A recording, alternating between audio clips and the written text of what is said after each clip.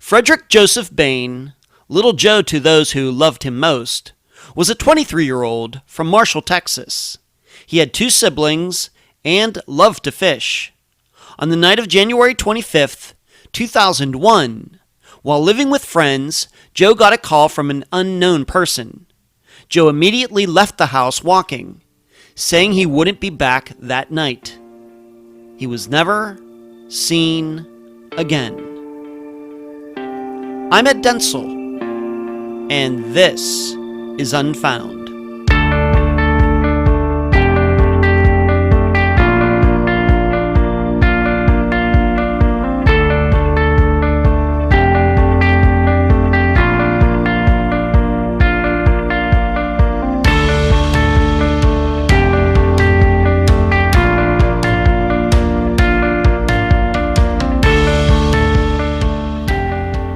Since I am turning 50 this Saturday, August 1st, another reminder, I'm recounting the top 7 pivotal moments of my life to this point on my private Facebook page. If you're not friends with me on there, what are you waiting for? Anyway, this top 7 project is causing me to do more remembering than I usually do. What are the top 7 moments? Why are they the top 7? And what exactly happened to make them the top 7? So, what do we all find when we're trying to recall things from our youth? Our minds ain't what they used to be. Moreover, and probably more accurately, how we remember incidents and happenings and failures and successes is usually based on what happened after, and not what happened at the time.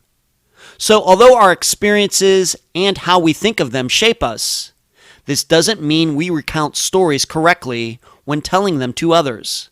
We often get major points wrong, and it usually helps to have others who were also there at the time. So recalling something can be a group effort, and not an individual one. Well, in the disappearance of Joe Boehm, for 19 years his family was sure they knew the exact scenario of what happened. Then, just within the last few weeks, after speaking with the people who saw Joe leave that night, the family learned the stories from that night have changed.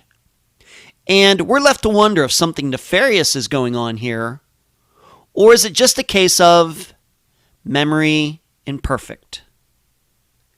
And now a summary of the case. This is brought to you by my friend Megan Good's website, charleyproject.org. Little Joe Boehm, and yes, that's how you pronounce it, B-A-N-E, like Batman's enemy. Little Joe was your typical early 20-something. He lived in the same town his whole life. He had a girlfriend, like most guys do his age, but no children. Little Joe liked to fish, but he wasn't too much into sports. He even had a close friend who took Joe in when things got tough. However, Joe struggled with drugs for at least a few years, and he had flipped his truck, possibly due to being under the influence, just a few weeks before his disappearance. Because of this, Joe had moved in with a friend named Coley, the friend's girlfriend Angelia, and their children, so Joe could be closer to town since he no longer had a vehicle. So, on the night of January 25th, 2001, all of them were at home. In addition, Coley's mother had come for a visit. Coley and the kids were in bed. Angelia was on the front porch, and the mother was in the living room. At that point, the phone rang. The mother answered, then gave it to Joe. It was for him. The conversation was a couple minutes. After hanging up, Joe walked out the front door, telling Angelia that they could lock up the house that night because he wouldn't be back until the next day. Joe then walked toward downtown Marshall, which wasn't that far away. He was never seen again. For the last 19 years, Joe's family has been under the impression that the above version of events were true. However, recent conversations have uncovered discrepancies between what people said then and what they're saying now. Because of this, these questions remain. Number 1, why is the person who allegedly called that night never come forward? Number 2, if Joe walked through this populated area, why did no one come forward to say he or she saw him? And number 3, what are we to make of the stories that changed between 2001 and 2020? Joe's family can't resist the idea that foul play was involved in his disappearance, although they admit there are nothing but rumors to back this up. The guest for this episode is Joe's sister, Jolene Oney. Unfound News. August 10th at 8:15 p.m., the next Unfound on the Ground will be broadcast over Zoom for premium Patreon members. What that means for everybody else is the third On the Ground that came out earlier this month will soon be available to all of you for free on YouTube. It was a good one. I hope you will check it out. Next, please be looking for some special productions of Unfound within the next couple weeks. I will be doing in memoriams for both Andrea Bowman and Esther Westenbarger. I've not yet decided whether these will be released on Fridays or some other day of the week. Finally, since it's the end of the month, you know what that means. The Unfound newsletter. And yes, I will be working on it on my birthday if need be. That's how I roll. Where you can find Unfound. Unfound supports accounts on Podomatic, iTunes, Stitcher, Instagram, Twitter, Spotify, Deezer, Facebook, and YouTube. Speaking of YouTube, on Wednesday nights at 9 p.m. Eastern, please join us on our podcast channel for the Unfound Live Show. All of you can talk with me, and I can answer your questions. Contribute to Unfound at patreon.com/Unfound Podcast. You can also contribute at PayPal. PayPal.me/Unfound Podcast. I'm so happy to have on this episode of Unfound the sister of little Joe Boehm, Jolene Oney. Jolene, welcome to Unfound. Hi, thank you. First of all, we have to get this out of the way. Of course, little Joe's last name is Boehm, but it is pronounced Bane, correct? Like Bane. Yes, sir. Okay, I think that. So if I just wanted to start that off, if we say his last name, which I think we will a few times, people are going to say, "Well, it doesn't sound like that. It doesn't look like that." So let's just clear that up right now. That is you had told me that's a German last name? Yes, sir. Okay, and is that your maiden name? Yes, that's my maiden name. Okay. And did you have any problems with that, Jolene, growing up? People mispronouncing? I'm guessing probably that happened quite a bit. Every school year, whenever I get a new teacher, I have to pronounce my whole name to them because they could not pronounce it. Okay. So yeah it was Boehm, Boehm. You know. Right. Yeah. They would pronounce it like that, and I'm like, no, it's Bane, like Bane. B-A-N. Okay. You know. So. Okay. So even though there's no B-A, an A, and an N in it, that's how you pronounce it. Okay. Thank you for that. So just so the listeners understand that. So you are Joe's sister. How many siblings do you two have? We have another older sister. Both of them were my mom's kids from before. My sister and my brother. Let's say Junior. We call him Junior, but his name is Jesse.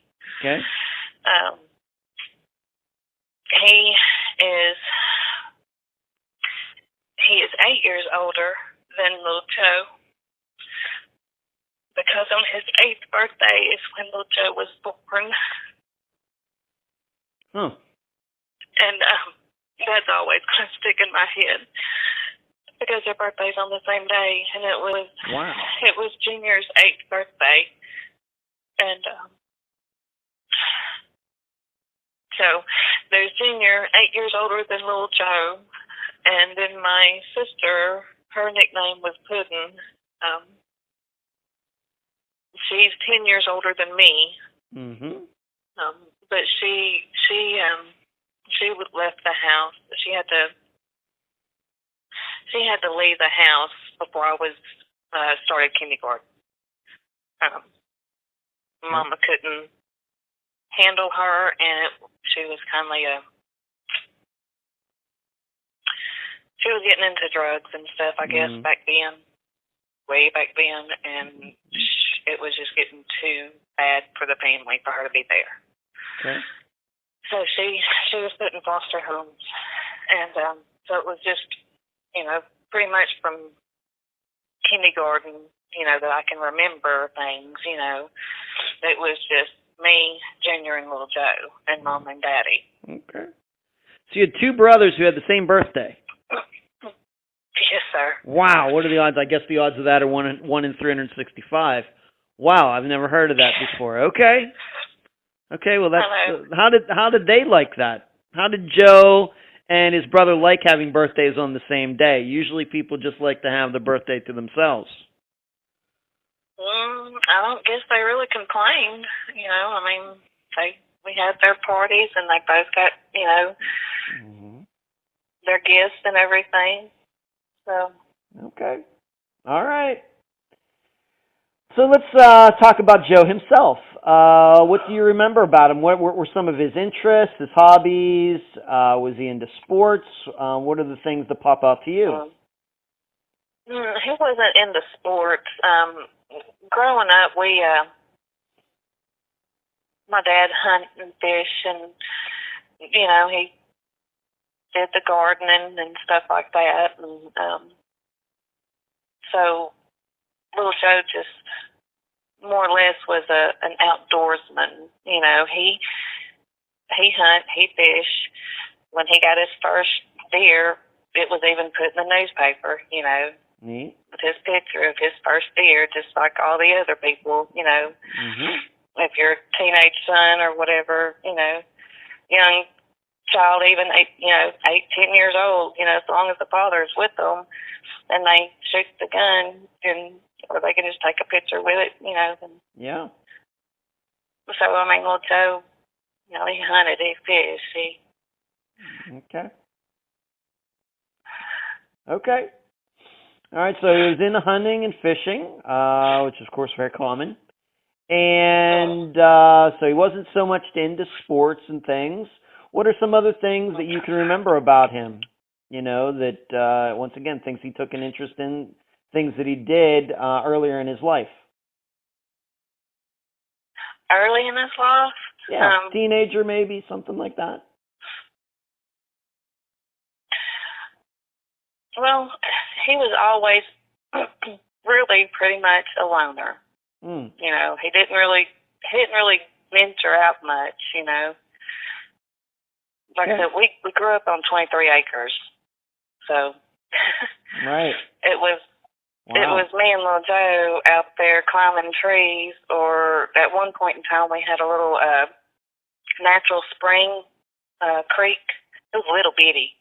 But me and little Joe would go down there and play, not in it. I mean, it wasn't very, maybe up to our knees when we were little kids, Mm-hmm.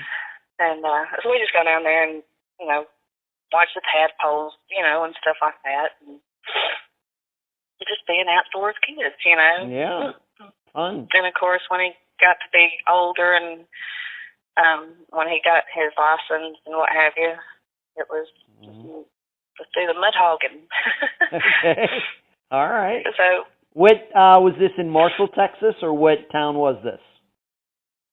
Marshall. We were born and raised here. All right, Marshall, Texas.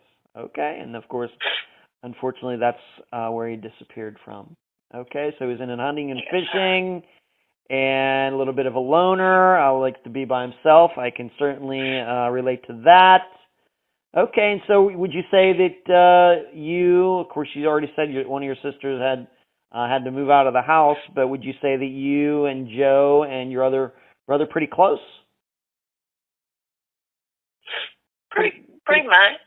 I mean, we didn't bicker and fight or, you know, not like major blowouts or anything.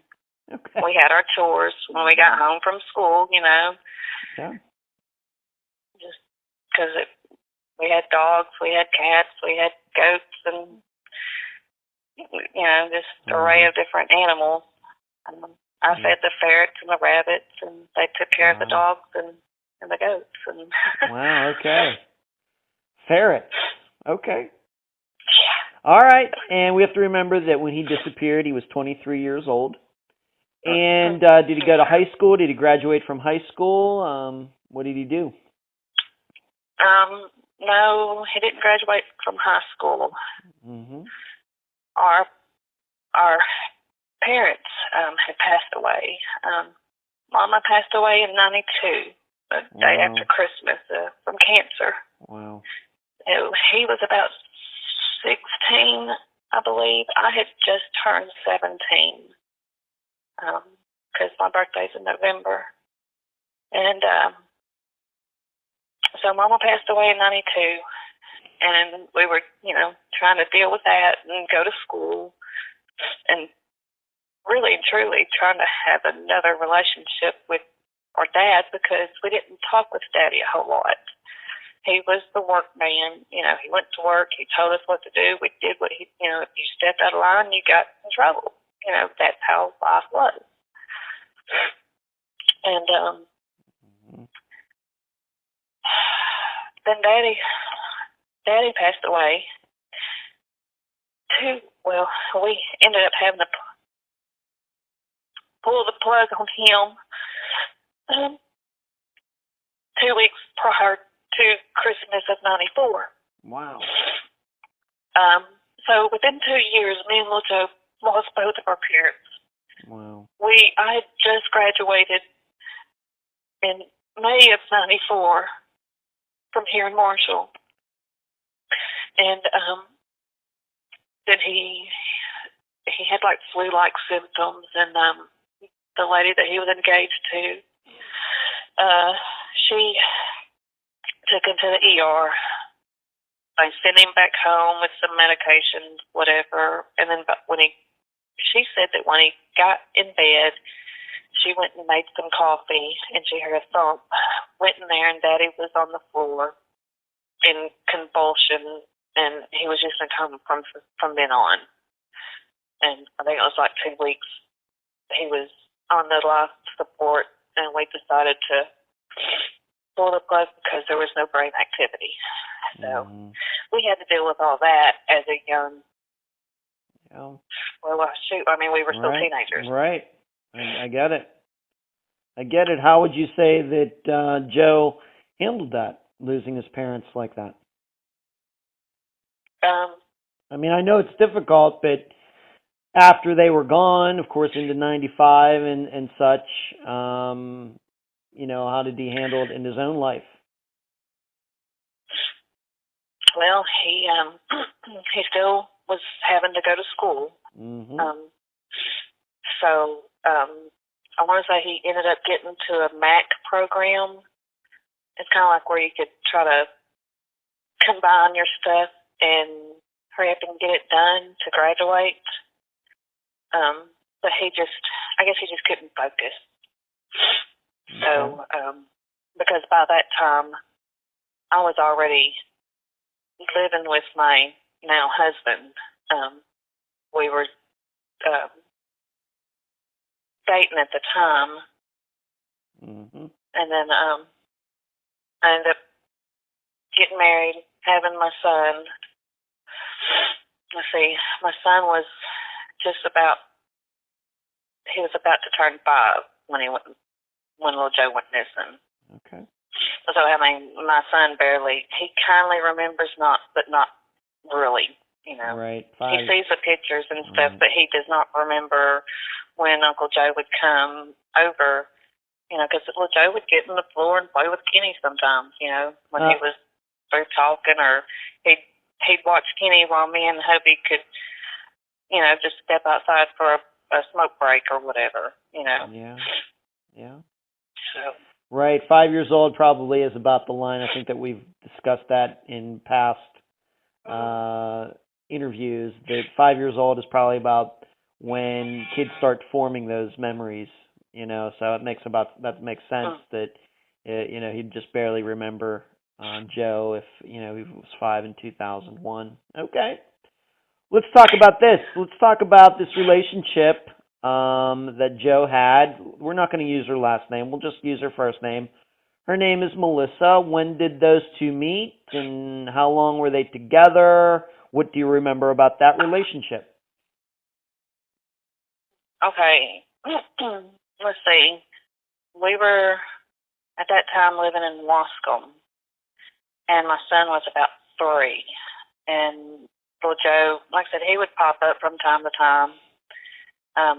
Not necessarily bring anybody, but he, this time he'd brought his girlfriend at the time, and wanted to introduce, her to me and everything. And she seemed nice and everything. Of course, I guess they were on probably about an hour. They were probably there. That was the first time the first and probably only time really that I've met her. Oh. Because I guess they didn't stay together long, and then they were back on again. Then they worked together. Then they were on again. Back So,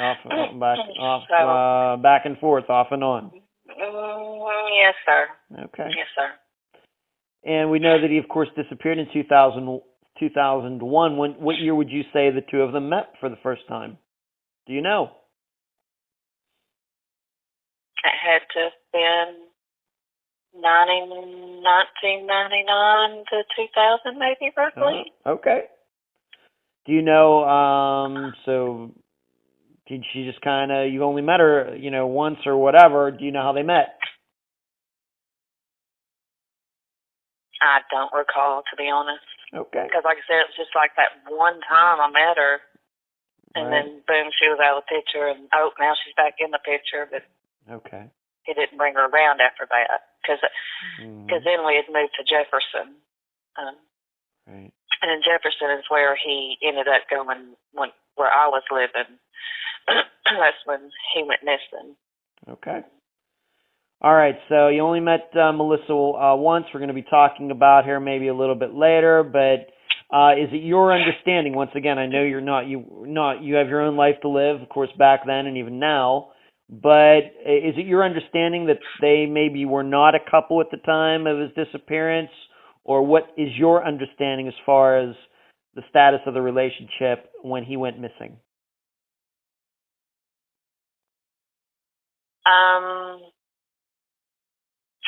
To be honest, I don't remember back when he went missing. Mm-hmm. I don't think they were. I can't say that for sure, though, because, 2 weeks prior to him going missing, he had flipped his last running truck. Mm-hmm.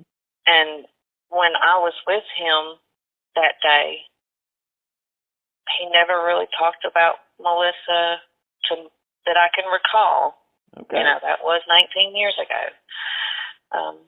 But, I took him around. He paid a bill or two, and he went and did something about checked on his chainsaw or something that was at a machine shop, and then we went and had lunch at Burger King, and then I ended up taking him to Coley, and that's the last time I seen him.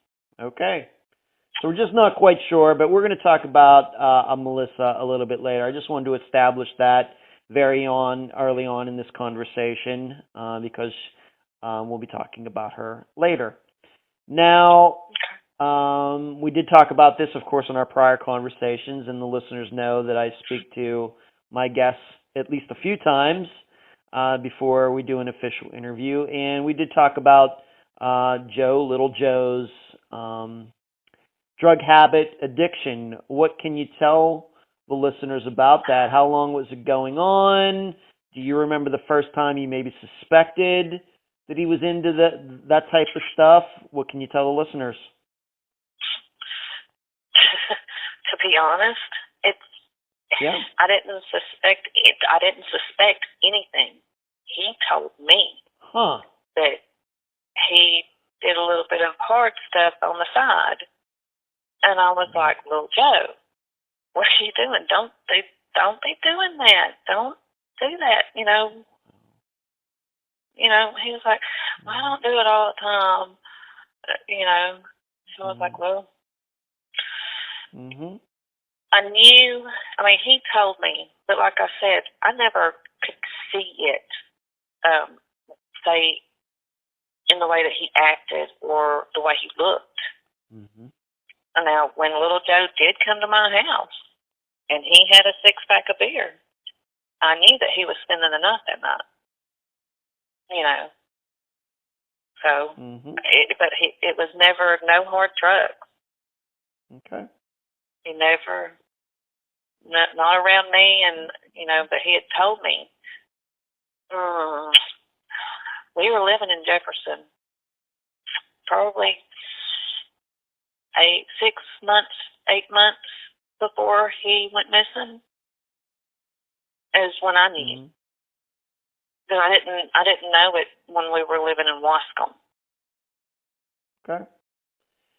Do you, now that you look back at it now, I'm sure you've had, of course, a long time to think about this. Do you think there was anything in particular that happened that caused him to tell you that? Do you think that he thought you were going to find out anyway? Do you think that he was asking for help? Do you think that he felt guilty about it?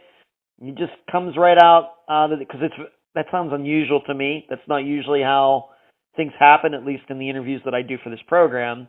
Usually, my guest is the one that, says, "Hey, are you doing something?"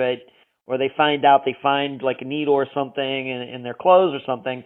How would you explain him telling you that? What do you think was his motivation? Maybe just that. That's how me and him talked. I guess he trusted me, to be able to tell me something like that. Yeah. Because, like I said, and anybody that knew little Joe, he don't talk a whole lot, and he is pretty much kind of a loner, but he will help you. And if he says he's going to do something, he's going to do it. And if he can't, he will let you know that he's, something popped up or whatever. Okay. So you're just not sure. He just, out of the blue one day, just tells you, "Hey, I want you to know that I've been doing some harder stuff." And when you say harder stuff, what do you mean, Jolene? I guess meth, ice, whatever that stuff is. I don't know if they snorted or I don't guess he was shooting it, because I don't recall him talking about needles. Okay. So I don't know if he snorted it or if there's some way that they smoke it, or maybe that's crack. I don't know. I don't know that crap. Yeah. I'm not an expert on it either. I only talk about it during TV, Yes, I can understand that. After he told you that, like you said, it was like 6 to 8 months before he disappeared, so sometime in the year 2000. After that, did you maybe notice, then did it kind of pop into your mind, oh yeah, when you saw him the next time, maybe he's on something? Or did you ever actually see him in a situation where you thought he was high? To be honest, whenever he would come over, I just felt like he just needed his sister time. Because we would sit there and we'd sit there at the kitchen table and just kind of talk about like mom and daddy kind of stuff. Of course, then he would stop at one point in time and just shut down with me. Whenever we would talk about that woman that my daddy was dating, whenever he had passed away, because there's some big issues there. That lady tried to take our stuff, more or less, and she was lying, saying that her and daddy had gotten married, and I was like, no, my daddy wouldn't have gone off and gotten married without me and little Joe being there, because after Mama died, he asked us if he could go date. He asked his kids if he could go date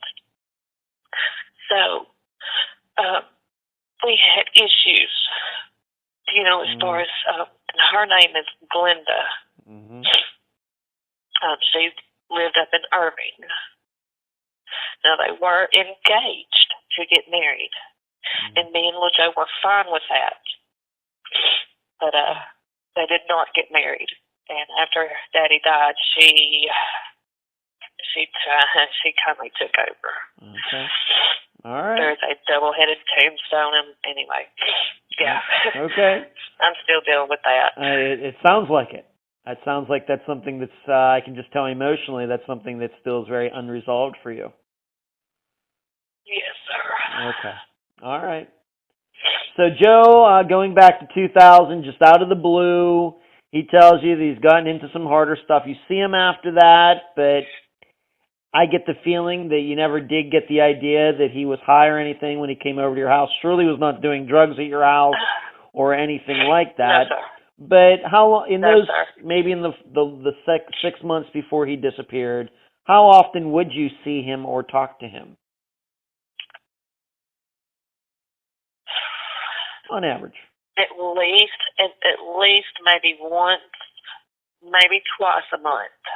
Because, like I said, I lived in Jefferson, which from Marshall, it's about a 20-minute drive, roughly, 30. Because, well, back then, I don't think we could drive 70 like we can now. Yeah. I think back then it may have still been 55 or 60. I might be wrong on that, but it's still like a 20, 30-minute drive. And even though he was a single, he didn't have nobody really tying him down, no kids or anything. He had his job and he worked a lot of overtime. And he stayed out on the land that we grew up on and just kind of maintained it because it's 23 acres. Okay. Yeah, maybe I should ask you that. In those the couple years before Joe disappeared, what was his work? He worked at a place called Posers Business Forum. I believe he was back in the back section. I think they made printouts or something or another. Him and a couple of other friends of the family worked out there. We did have a cousin that worked out there too, Jerry Ray. There was family and friends of the family that worked out there. But if you were married, you couldn't work out there. So. Okay. All right, so that's what he was doing. All right, so we have him have this job. You're seeing him maybe once or twice a month, or talking to him once or twice a month. Once again, you have your own life to live. It's not your job to keep tabs on your brother. You have a family. You're married. Of course, you've already mentioned that you had at least a son at that time. It was 5 at the time of Joe's disappearance, and you didn't live in the same town. You lived about 20 minutes away. So we can move up. So these are the things that are going on. Of course, he has this on-again, off-again relationship with Melissa that we'll talk about in a bit. Let's talk, you've already kind of mentioned it already, but this is moving up to getting closer to the time of his disappearance. You said that he flipped his truck, and this is going to play a role in his disappearance. How did that happen? I don't know where he was coming from, but it was late. It was around midnight, 1, 2 maybe in the morning. I get a phone call. I jump up out of bed, go answer it, and it's little Joe. And he said that he had just flipped his truck. And I was like, oh my God, do I need to come get you? What do I need to do? And he said he was fine. He's going to have a wrecker pull the truck up because he did it on the road going to our house, Pine Bluff Church Road. Okay. And there is a curve right there where the Grays live. And he just took their whole mailbox trail out because there's like 2 or 3 different houses up back there that was the Grays and their family. So he kind of wiped out their mailboxes, and his truck landed right there over in the ditch area. And wow. his silly butt walked up to the house, which was probably, okay, our driveway alone is a half a mile. Dirt driveway, and it's rough. So he was probably still another half a mile or so from where he wrecked. So if he walked the road, he walked probably about a mile or so to get up to the house to call me. Okay. So, so is your impression that he went the next day? Was he? I have to just ask. Was he drinking and driving? Did he fall asleep at the wheel? Was he going too fast? What do you think it was? Combination of all. For all I know, he probably fell asleep. I can't recall, exactly what he had said. Just that, it was his last running truck. He had another one up there. Well, actually, he had two of them. One he was fixing to be getting the motor to another motor because that motor was gone, and something was wrong with the other one. So, this other little Mazda, he was his last one, and he had flipped it. Okay. Did it seem like he was hurt? He was hurt. Did he have anything? He just said he had some glass in his forehead, and he said that he was fine. He was picking it out, and I was like, oh gosh, all right, little Joe. But okay, little Joe was always accident prone too. Accident prone. Okay. Growing up. Accident prone. Mm-hmm. Very, very accident prone. I don't know if it was the fact that he was mischievous, trying to figure stuff out, or what, but we're trying to be a daredevil. But, okay. Yeah. And what about the truck? How damaged was the truck, and where did the truck go after, I guess they put it back up on its four wheels? He got him to haul it up to the house, because it was just right up the road. He just needed them to, I guess, flip it back over, because it did, I guess it was, I don't know exactly how he had it landed, but the top cab part was kind of crushed. His forehead, I guess, indented the sun visor, because you looked at the sun visor and it is just like a perfect, hollowed out spot of where the head went. Wow. But and when I picked him up that next morning, because I did go out, and after I took my husband to work, because we only had one vehicle. So I took my husband to work here in Marshall, and I went out there to Karnak, and me and my son, little Joe's still sitting there picking glass out of his forehead. And this was probably, I guess 8, a little after 8 or so the next morning. And I took him to town because he was like, well, I can't stay out here because I don't have no more running vehicles. I don't have no way of getting to town. So he had already talked to Coley, and that he was going to go and live with Coley up there on Victory Drive. Coley is, his best friend from elementary school, middle school, somewhere around that number. They were friends for a good long time growing up, Coley was over at the house all the time. Now if Coley was over the weekend before, he couldn't come back that weekend. But little Joe could go to his house, So how did one you of his feel? best friends growing up. All right, so how did you feel about Joe going to live with, I guess, Coley, his girlfriend Angelia, and then I guess Coley's mother and the kids were there? How did you feel about it? I felt fine with it. That would be like me moving in with my best friend, Tammy. Because we grew up together, attached at the hip, growing up through junior high and high school,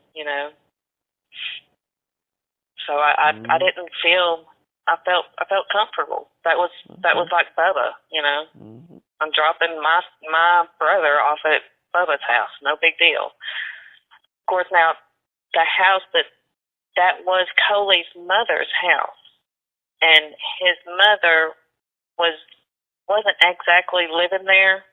She also had a place up in Colorado, but she was there that night that little Joe went missing. Okay, She was down from Colorado. All right, we're going to talk about that. So, are you then saying that the reason that Joe moved in with Coley and his girlfriend Angelia and their kids is because he flipped his truck? Is that the reason? Yes, sir. Okay. And how did one thing connect to the other? Meaning, why was it that he moved in with them? I mean, because he was going to be getting a ride from Coley. He could use Coley's vehicle. What was the reason? To my understanding, that he would be in town where, if need be, Coley would let him use his vehicle, or he would walk. I guess I'm not for sure, but it was mainly the fact that he could use Coley's vehicle. Okay. All right, so that was a convenience for him. Okay, now I just needed to make sure that everybody understood why he would go live with a friend after he turned his truck over. And what became of the truck? Did it get junked? What was the status of the truck at the time of Joe's disappearance? It stayed out there for years later. I mean, to be honest, Junior is living out there now, and he just recently hauled it off. And so when you stayed out there, do you mean at your place where you grew up, your parents' house? Yes, sir. Okay, so that's where it was yes, at the time of Joe's disappearance. Yes, sir. Okay. All right, thank you for that. All right, so he moves in with Coley and Angelia. That is, her name is not Angela, it's Angelia. Yes, sir. And they have some children, correct? They had some children. Yes, sir. All right, so any idea, once again, looking back at it now, do you think this was going to be something for Joe that was going to be permanent? And how long was this before he disappeared? How long did he live there before he disappeared, the way you remember it? Just those 2 weeks. 2 weeks. Okay. Just 2 weeks. And it wasn't going to be a permanent thing. He was, I guess, just trying to figure out what he was going to do. Yeah. Because he had no other vehicle. Supposedly, according to one of my cousins, she said that little Joe had planned on going, and he had some warrants out for his arrest for the DWI, and he planned on setting them out, according to my cousin. Okay. I guess maybe he was trying to get himself ready, or figuring out, maybe I can go set these out, and then when I get out, then I can get my vehicle back up and going. I don't know what his plan was, or even if he had one, Okay. And did you get to speak to Joe once he moved in with Coley, and once again his girlfriend Coley and Angelia? Did you get to speak to Joe after this? How do you think things were going? I know it's just 2 weeks, but you have any idea how everybody got along for those 2 weeks? Any idea? I don't have any idea. Okay. Because after I dropped him off, like I said, that was the last time I talked to him. Because when Coley called me on February the 3rd and asked me, "Hey, when's the last time you seen little Joe?" And I was like, "Last time I dropped him off at your house. What's up?" Okay. And then that's when he goes to tell me. All right, we're going to get into that. I just want to cover a few things right before that. So he moves in there. To your knowledge, he was still going to work. Even though he moved in there, he was somehow getting to work still? No, I think he had already quit his job. Wow. When he quit his job, I cannot remember. But that was what was told to me through, I want to say, that cousin that said that he was going to sit his warrants out. That he had quit his job and he was planning on going and sitting his warrants out. So no, he was not working, I don't believe, at that time. He may have quit his job like a week or so, or a few weeks prior to him flipping. Mm-hmm. So why were there warrants out for little Joe? What were they? DWIs. DWIs. DWIs. He drinking and driving. How many times, if you know a roundabout number, would you say? How many? Oh dear, I can't say. Okay, so a few, more, 3 or more. Let's apparently, just say apparently enough to have him some warrants out. Okay, so let's maybe just say 3 or more. Okay. All right, so he has that going on. Would you, being that there were warrants, would you say that he was what you might call avoiding the police, or did they just know where he was, or what do you think? I don't think he was avoiding them. No. Okay. Because Victory Drive, that's a popular area. If you were going to be avoiding them, you wouldn't want to go into, the fire pit. You're right up the road from the police station. So I don't think he was avoiding them. Okay. Because, I'm sure a lot of people are thinking, well, DUIs, it's serious, and if there's warrants out for them, usually the police are looking for those guys and women. So if there's even more than one warrant out, it would seem to me it makes sense that they would really be on the lookout for him. Makes sense, but maybe you're telling me something different. Well, I guess that's just how the police work around here, to be honest. Okay, that's all I'm asking. You just. I don't know. Once again, we don't. I just want people to make sure they have a solid idea about what's going on here. You say there's warrants out for his arrest for DUIs. It seems like most people know where he is. It doesn't sound like he's hiding from them or anybody else, but he's not getting arrested either. So that's, I guess, what I'm asking. I know it sounds weird, but that's just how. And of course, throughout the investigation, there's things that even they would know about. Say somebody, a suspect, then they would say, "Well, we'll hold off because we can arrest him on that." So I'm sitting here thinking, "Well, you can arrest him. Why don't you go do it now?" Instead they're waiting for a time. So. Okay. I don't know. All right, so we're just not sure. He has these warrants out, and everybody knows where he is, but he's not getting arrested, so we just don't know. Okay. Anything, now that you look back at it now, in this couple weeks, let's just say in the time that he was living with his buddy Coley, anything that sticks out to you as something that you were worried about him? Was anybody after him? Did he say, you know what, I think I ticked somebody off? Anything like that? No, not that I can recall. Okay, that's all we're talking about. Okay, so we just don't know. He's living there with his buddy and his buddy's girlfriend. They're helping him out, maybe allowing him to use his vehicle if he needs to go somewhere, or maybe he can walk somewhere. Maybe it's a little more convenient. And he has these warrants out, but it doesn't look like anybody's in a rush to arrest him either. So that's what you're telling me, and I'm believing you. So let's move to that day. Sounds weird. Yeah, it does sound weird. I agree with you. So let's move up to January 25th, 2001. What do we know, or what do you know about Little Joe's movements, what he did that day up to and including him allegedly leaving the house? What do you know about that day? Well, I don't know for a fact. It's just hearsay. Because, like I said, me and Little Joe didn't. Right. We weren't on a daily basis talking. You know.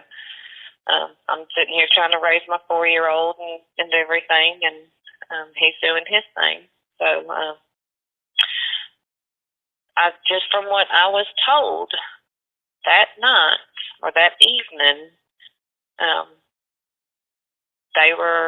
everything was fine as far as I understand. They were all dressed, ready for bed, and the phone call came, and it was for little Joe. I was told that somebody else had answered the phone, but then I've also been told that he answered the phone. Okay. So the story still is kind of like confusing as to who answered the phone call, but came in around midnight, a little before at midnight, somewhere around that time frame. Okay. He wasn't on the phone very long, just a few minutes maybe. He didn't sound mad or disgusted or frustrated. He supposedly went and put his boots and jeans back on, and he had a gray T-shirt and a camo jacket. And Angelia she was outside smoking a cigarette on the front porch.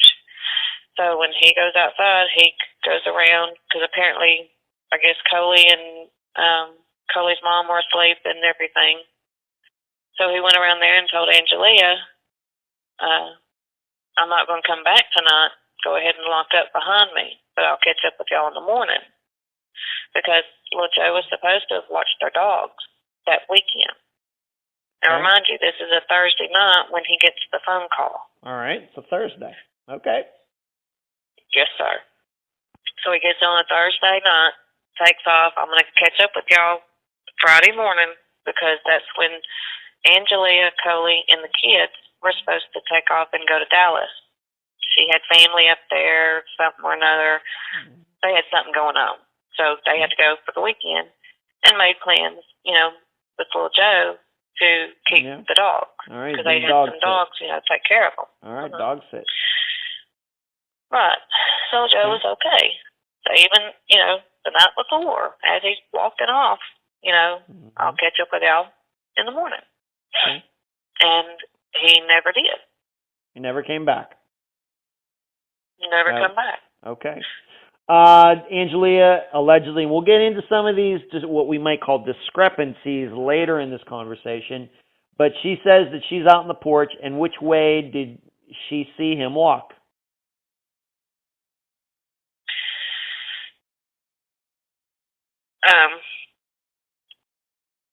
West. I'm sorry, I had to turn around. That's all right. West, towards town. I'm sorry, but this, the Texas, the distance we have, right. It's a 20, 30-minute drive, or it's towards town was from where that house was. Towards town would be west. Okay, great. If you know it, do you know the address of the house off the top of your head? The address? Yeah, of where Coley and everybody were living at the time. Do you know it? 3000. It's 3005 Victory Drive. 3005 Victory Drive in Marshall, Texas. Yes, sir. Okay, so everybody can go to Google very, Maps. very populated. Okay. Neighborhood. Okay, so everybody can now go and see where that house is, and so they can see walking west would be going toward the middle of town. Yes, sir. Downtown, as we call it, up on the square towards that way. You're actually going to hit 59 first. You'd have to cross over 59 or walk down 59. Now that is 59 goes all the way up to Texarkana and all the way down to Houston. So again, very populated. Yeah, as far as the little town goes. Okay. And when you say very populated, do you mean that there are houses to both sides of that house and across the street as well? You've got Kroger's. You've got back then I think we still had the El Chico's restaurant right there at that red light of Victory Drive and 59. Okay. Very populated. All right, I mean, so McDonald's, it's not like Whataburger, you've got all of them. Right, it's not like this is out in the other, part of Texas where there, somebody lives on 100 acres and there's a couple miles between houses. This is a more urban area, suburban area of Texas in Marshall. Yes, sir. Okay. Yes, sir. And all right, so he went that direction west, what you would call more going toward the center of town. Do you know if this was common? I know he'd only been living there a couple weeks, but do you know if it was common for him to leave late at night and walk away? Do you know anything about that at all? Again, like I said, he don't have no kids or no wife or nobody to answer to. So, if he needed to or if he wanted to or whatever, he'd take off. Like I said, if you could call him at 2, 3, 4 o'clock in the morning and he needs you to come help him pull you out of the mud or whatever, you done gotten up there and gotten stuck or whatever, little Joe would get up and come do it if he could. Okay. So, I mean, I don't see. I mean, it wouldn't really be uncommon, I guess. Okay. But like I said, that phone call just lured him out. So, or that's what I was told about the phone call. Yeah. Well, we don't know what happened. We don't know if he was lured or not, but I was going to ask you, being that this phone call happened right there in the house, did any of the other adults there, and once again, Coley's there, Angelia's there, Coley's mother just happens to be there, did any of them hear any parts of the conversation at all? At least his side of it? Apparently not. Okay. And right after that, within a few minutes, he gets, I guess like you said, he got dressed and went out the door. Angelia sees him walk down the street. He makes that comment to her, and that's the last time anybody sees him. Yes, sir. When does somebody realize that Joe is missing? Was it the next day? Was it a few days later? How do you understand it? I guess whenever they got back from Dallas, because what Coley and Angelia ended up doing, that land, the 23 acres that we grew up on, Daddy had coon dogs, so he had some old pens that, with the cement floor, and they were all still up and still sturdy. So what he ended up doing was just taking his dogs out there and putting them in those pens and just giving them a bunch of water and a bunch of food to last them over the weekend. And in hopes, I guess, that maybe little Joe would see them or come out there. I don't know, I guess, is what Coley and Angelia told me. Okay. So make sure I understand this. Like you said before, Joe was going to doggy sit, house sit these dogs while they went out. And so are you saying that Coley and Angelia left even though Joe had still not come back the next day? Is that what you're saying? Yeah. Yep. All right. I don't know why they had to go up to Dallas. I think I later understood and heard that it was somebody's birthday party or something. A family member of hers, I guess. Okay. All right, so I guess what you're saying is that even though they asked him to dog sit, they didn't wait around to make sure he was coming back. I mean, for all they know that he could have left, of course, we know that he disappeared, that they just took for granted that he was going to come back. They didn't see him that next morning. Of course they didn't. They just took for granted he was coming back.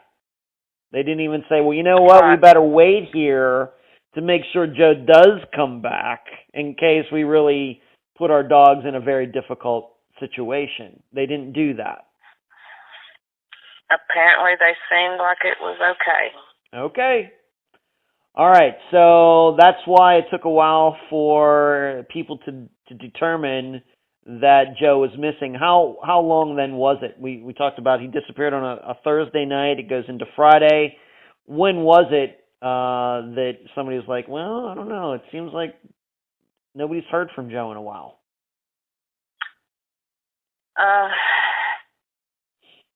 From what I remember back then, Mm-hmm. I guess they had already started calling some of his friends. I got called that Saturday. Huh. Like I said, February 3rd. Okay. And I was in Jefferson. I didn't have a vehicle to be able to come to Marshall, so I had to wait for my husband to get off work. And he worked Saturdays like he could get off at, say, 3 if it was a short day, depending on what all was broke down at the cabinet factory. So when he got home with the car, I told him, hey, Coley called and said he has not seen little Joe. I've got to go to Marshall. So I just left him and my son there in Jefferson, and I come to Marshall. I come to Coley and Angelia's place first, and they give me a picture of little Joe. It was a picture of little Joe, Coley, and I believe it was Coley's brother. They had taken it out there. You could see in the background Daddy's dog pen. So they were all three standing in front of the dog pens, and somebody took a picture. And Angelia said this picture was taken like in December. Like this is the latest picture that that shows how short his haircut was and everything. So. All right. So what you're saying, he disappeared on January 25th, which is a Thursday, and so. January 27th is when you found out? Or no? February 3rd. All right, so it was a week and 2 days. Not 2 days, but a week and 2 days. More than a week. Wow. Yes, Okay. All right, thank you for clarifying that. I was frustrated with Coley because I was like, dude, he's now calling me. Oh, well, Joe would take off and be gone for days like that. And I was like, if he told you he was going to be dog sitting, Okay. It frustrated me. I can. A few things bet. frustrated me with him. I bet. When you finally did find out on that, not the 2 days later, but a week and 2 days later, did you happen to find out if they had done anything else to try to find Joe, or were they just kind of going about their lives just thinking that he was going to pop up somewhere? Pretty much the latter. Just kind of hanging out. They thought he would just pop up, and they would call some friends, hey, you seen Joe? The last time I seen him was blah, blah, blah, blah. Okay, well, I haven't seen him since, that night, that Thursday night. So. Okay. All right. And so you didn't find out for like 9 days, and nobody else in your you were the first person in your family you believe to find out that he was missing? I guess so. I wasn't really close with the rest of my family at that time. So, I guess what I mean is, of course, Joe does have another brother, or a brother. Was he as equally clueless about Joe being missing? I can't recall if Coley had already called Junior first or me, but I'm the one who went and filed the missing persons report. Okay. In the moment that I freaking heard what was going on. Okay. Well, let's talk about that. So as soon as you find out, you go over there, and who do you file the report with? I filed it with Marshall Police Department here in Harrison County. Okay. Because that's where he went missing from. Okay. And when you did that, did they do anything? Did they go speak to Coley and Angelia? Did they go, you say it's a busy area, any video cameras checked, anything like that? After I filed the report, was probably around 6 or so. I'd have to look it up again, but the exact time. but it was later in the evening, like 6 o'clock maybe, when I found it. And after that, as far as I know, they did go up to, there was a gas station that was right up the road where he was walking to. All I right. mean, like, maybe one city block from the house. He had us walked through 2 red lights, which was really close together. And there's a Chevron gas station right there. And supposedly they went in to see if there was any video footage that they could find to see if maybe they could see him in the distance, like sure. walking, like on the road or something. Sure. Or even if he had stopped there. You know, did he stop there that night? Yeah. And apparently not. And it had been so long, once again, that when he went walking off, that I guess they tape over him, or Yeah, they do. or something. Yeah. So it had been too long that he had already been taped over, I guess, is what I was told. Right. It's probably true. In 2001, I think we'd still be talking about businesses using VHS tapes. We hadn't quite gotten to the point where digital was being used universally in gas stations, convenience stores, things like that. So I would tend to agree with them that probably it was taped over. They probably had one tape for each day of the week, and we're already a week and a half into it. Yeah, it would probably have been long gone, unfortunately. To your knowledge, I mean, the police looking around, I'm guessing that people found out about Joe's disappearance. Did anybody ever come forward to say, yeah, I saw Joe walking that night? Not to my knowledge. Okay. No, sir. All right. So, not sure what to make of it, but we have to remember it was, like you said, around midnight. I don't know how busy Marshall, Texas is that type of night, that time of night. Of course, it was New York City or Las Vegas, 24/7 cities. It might be a little different. Marshall, Texas isn't like that, I'm guessing, even though I've never been there. So maybe it is possible that, very many. Yeah, I don't know how many people would be out at that time of the night anyway. All right, so they any lie detector tests given to Coley and Angelia just to see if they're telling the truth? Yes, sir. And what were the results? Do you know them? As far as I understand, they passed them. Passed them. Okay. All right, so police, it sounds like they did what they could. Nobody's seen them. Video doesn't show anything. Coley and Angelia passed a lie detector test. And, I mean, what else did the police do at the time? Anything else that you can think of? Any searches? Anything like that?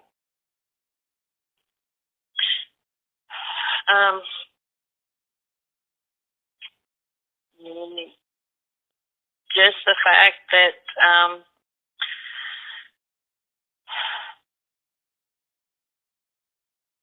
I guess they did their phone calls to people,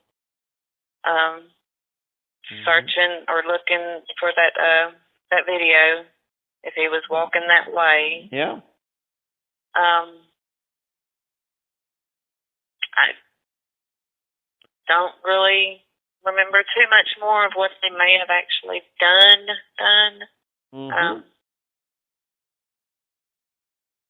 Okay.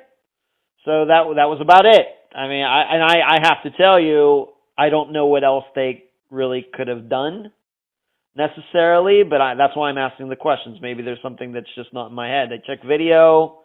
They're asking around. Maybe flyers are posted. You're posting flyers, I'm sure, talking to people. And nobody saw him. He walked off. That's the story. Yep. Okay. He walked off. Okay. That was it. All right.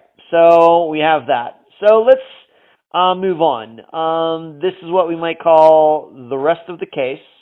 Maybe get into the few things a little bit deeper. Maybe some alternative ways to think about this. Let's go back maybe to the phone call. And once again, to your knowledge, the last 19 years, Has anybody ever admitted calling Joe that night? Not that I know of. Mm-hmm. Nobody has admitted that they called him. Mm-hmm. So, okay. No. All right. So we just don't know. We don't know if the phone call, we want to believe that the phone call happened, but just nobody's ever admitted that. Now, here's something that your understanding for a long time, we'll just keep it for your understanding for now, is that the phone call came to the house. The house where he had only been living for 2 weeks. That's been your understanding, that the phone rang in the house phone. Yes, sir, because his cell phone, the last activity, coming or going phone calls, was around 6 o'clock that evening, according to the police.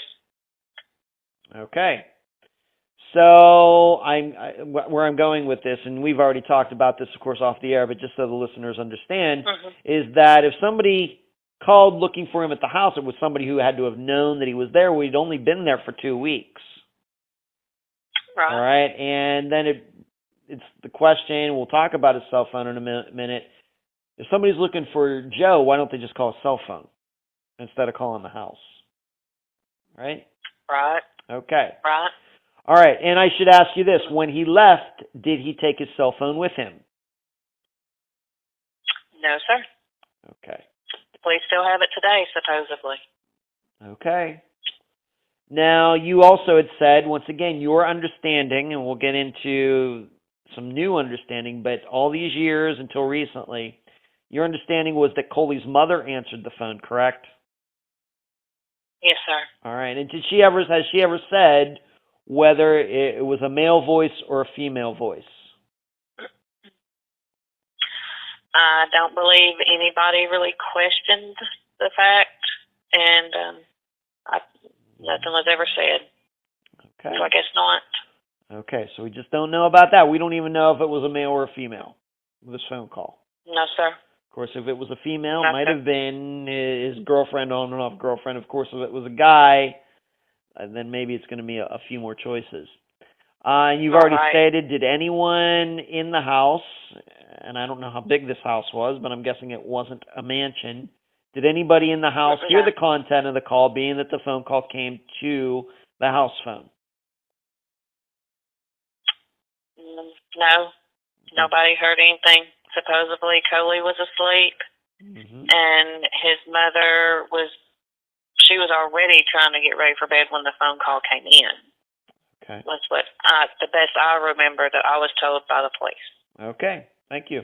That's all you know. And then, of course, we know that Angelia claims that she was outside and saw Joe walk down the street.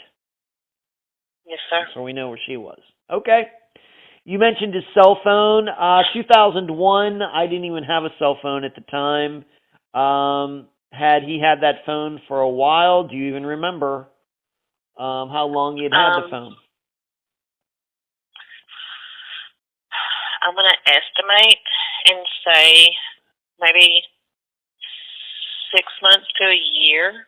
Wow. Roughly. Okay. Probably. Okay. So you had the cell phone, and like you've already stated, the police actually did get the cell phone records. Have you ever personally seen the cell phone records? No, sir. No. So anything you know about them I've not personally seen anything that the police have told me. Okay. Well, that's not uncommon. However, you also should know, Jolene, that I have had guests on the program that have a lot of information, have a lot of paperwork from the police regarding their disappearances. So it seems to waver. There's a lot of latitude in there. It seems to me. Depend a lot of different variables, I think, in that. Okay, so they got the cell phone records, and once again, the last time the cell phone was used, it was at 6 o'clock that evening, well before everybody says he left the house. Yes, sir. Okay. And did you ever get the cell phone back? Do you know where it is? Anything? The they have all of it. All these years later. I did not want to fall and have him declared dead. Mm-hmm. So I guess I understand that you can have him declared dead, and then you can have all the information released to you. Or I could go up there and request it. Right. But who knows if I'm going to get it all, or if it's doctored. Yeah. Because at this point in time, I just don't trust anybody. Okay. Anybody. All right, so he walks off without his cell phone. Did he take his wallet? Is there anything else? Besides Joe missing, is there anything else of his possessions that is missing? Supposedly a pistol. He took a pistol, and he did not take his wallet, and he did not take his cell phone. Okay. That was after the fact, like I said, knowing all a week and a half later, whatever, oh, well, he took his gun with him. That's the only thing he took with him, okay. But he didn't walk off mad or he wasn't angry. He was just regular little Joe, Okay. talking calmly, walking calmly. All right, but leaving without his phone and his wallet, which even in 2001, any guy would take with him if he got a call and was leaving. Right. And if you're a smoker, which he smoked, I don't know if he took his cigarettes with him or not, but, if you needed to stop by the gas station or whatever to grab a pack, he didn't take his wallet. And he supposedly there was some money and some change back in the laundry room where he would empty his clothes whenever he got ready to wash them. Okay. So. All right, let's talk about. So we just don't know what to think there. So let's move on to this ex-girlfriend. Do you have any idea if Joe and she were keeping in contact with each other? You had told me that she had another new man in her life. Any idea how Joe felt about that? Let's say that if she called, this is just an example. This is not a theory, but just to get an idea of how Joe would react. Do you think if she called him at midnight and said, hey, something's going on, Joe would drop everything that he was doing to go help her? Do you think that Joe would do that? Oh, yes. By far, he would. Okay. And, of course, there's no proof of this. Just want to remind the listeners. But just as an example, how far did she live away from where he was living on Victory Drive, roughly? Any ideas? Couple of miles. Couple miles. To be honest, because yes, sir. Because she lived at home with her mother up on somewhere close, not up on the square, but the little subdivisions around the square, as we call it, up where the courthouse is. She lived somewhere in those neighborhoods, so not very far at all. Couple miles, 3 tops. That's pushing it. Okay. All right, so not far away. And would you say, being that Angelina said that he walked in a particular direction, you called it west, would that have been in the direction of her house? Yes, sir. Okay. After Joe went missing, did she make any comments about him going missing? Did she reach out to you or anybody in your family to see what's going on?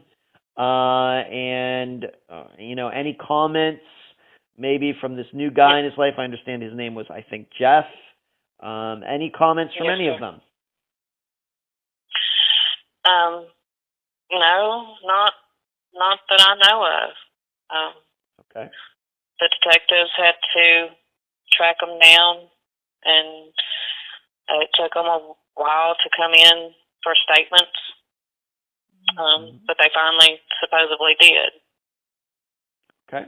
And I believe that they also took lie detectors tests right after Coley and Angelia. Wow. So, I didn't know that. That's new information. I didn't know that. Is it your understanding that they also passed? or what?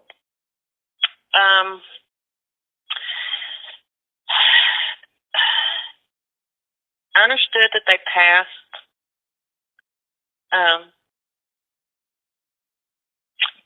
Back then, that was my knowledge. Okay. All right. And are you saying that somebody in the Marshall Police Department told you that? You don't have to give any names, but is that how you found out? Yes, sir. Okay. One of the detectives. Okay. Yes, so we have these people, kind of what you might say in Joe's orbit, people who he knew, he had a relationship with, living with. They're getting these lie detector tests. It sounds like they are passing, but we should remember that the police have no obligation to tell anybody the truth about such things. But, but that's what they say. And, all right, so we have all that information regarding some of these people who knew Joe.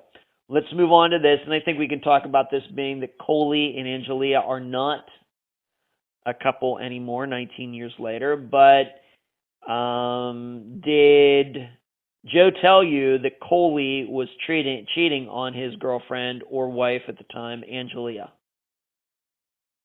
Yes, and he was not very happy about it. Because that's something that we don't do. We were raised that, we never cheated. That, when we had relationships, that was who we were with. Mm-hmm. Well, Joe didn't have many girlfriends. I didn't have many boyfriends before I got married. Mm-hmm. So. And how did that even come up? That Joe would tell you something like, do you know how Joe found out about it? Is this something that he didn't learn until he started living with them? Any idea into that? Any insight into any of that? All I recall is Joe briefly telling me that Coley was cheating on Angelia, and that he didn't like that. And for him to say that about his best friend. Sure. Sure. So. Okay, and if you can remember, I know it's been 19 years. Can you remember how long before he disappeared that he told you that? Once again, just like him telling you that he was doing some harder drugs, is this just something that kind of came up?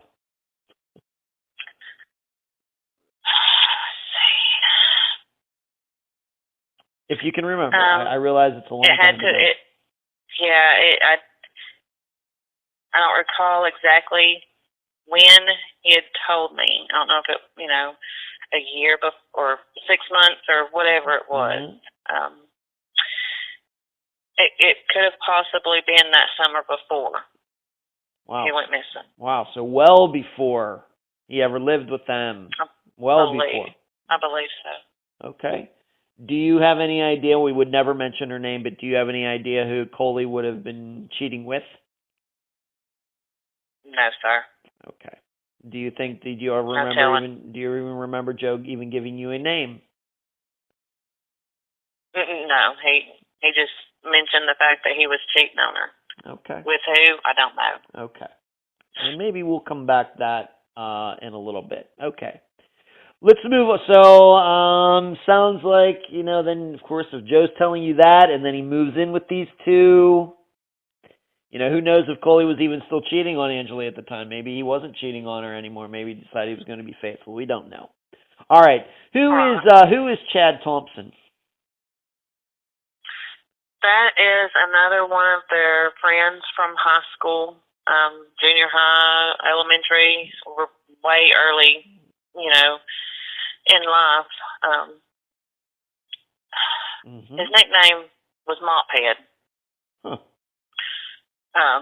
Mophead was always, I guess he lived around the David Crockett area, which is kind of up from where Coley was. Of course, that was years difference. But he would walk up to David Crockett, like any other kids that lived in the neighborhood. They'd walk up there, and then I guess they could choose what bus they wanted to ride on. And Mophead would always,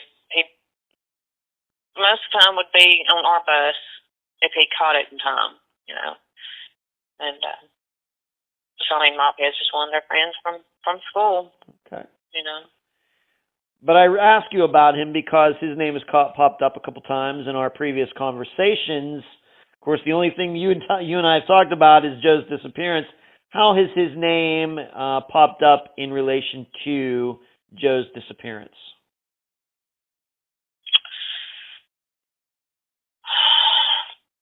Supposedly, after little Joe went missing, I believe Chad was in jail for some other reason. I don't know what it was. Mm-hmm. But he had told the police, you know, hey, I've got some information on little Joe about what happened to him if you'll lessen my sentence. Mm. And they were like, no, well, you don't make deals with us. You know, that's not on the table. You know. So okay. Supposedly he knew something, but you know, he could have just been saying that just to try to get no lesser sentence. I'm not sure. Very possible. That happens a lot. We hear a lot. I don't know if I would use the word a lot, but we do hear about such things where there are people who are in prison who are trying to make deals, and they'll say they know something about a missing persons case, and oftentimes 99.9% of the time they're just making stuff up. But being that this guy was a friend of Joe's, you know, maybe there was something to it. But to your knowledge, in the last 19 years, has Chad ever offered up any reliable information, anything that turned out to be true regarding Joe's disappearance? No, sir. Okay. Do you think, you know, maybe I should ask you this, being that Chad was in jail, could he have been a guy who was wrapped up with Joe in Joe's addiction to meth, or what do you think?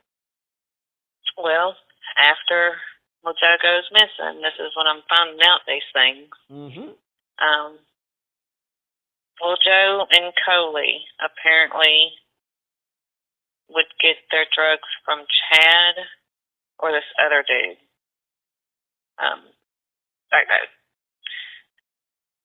Mm-hmm. It was more or less they were all in the drug circle. Okay. All right. So they all knew each other. They're all friends. Knew each other for a while. Going back, like you said, the school, elementary school, junior high, high school, and yes, they might have been all involved in this together. Yes, sir. You know, I'm not alleging that Joe was trafficking in drugs or making meth or anything, but somehow they were all connected through doing methamphetamines, crystal meth. Yes, sir. Okay. Unfortunately. Yeah, unfortunately. Sure. Okay. But once again, Chad has not offered up any useful information in the last 19 years, despite him saying that he did have information. Okay. Right. You did send me this, and we'll get into it. I had already mentioned we're going to talk about some discrepancies, about some conversations you had recently. But I do want to talk about one more thing, and that is these pictures that you showed me of this guy in Mexico. How did this even come up?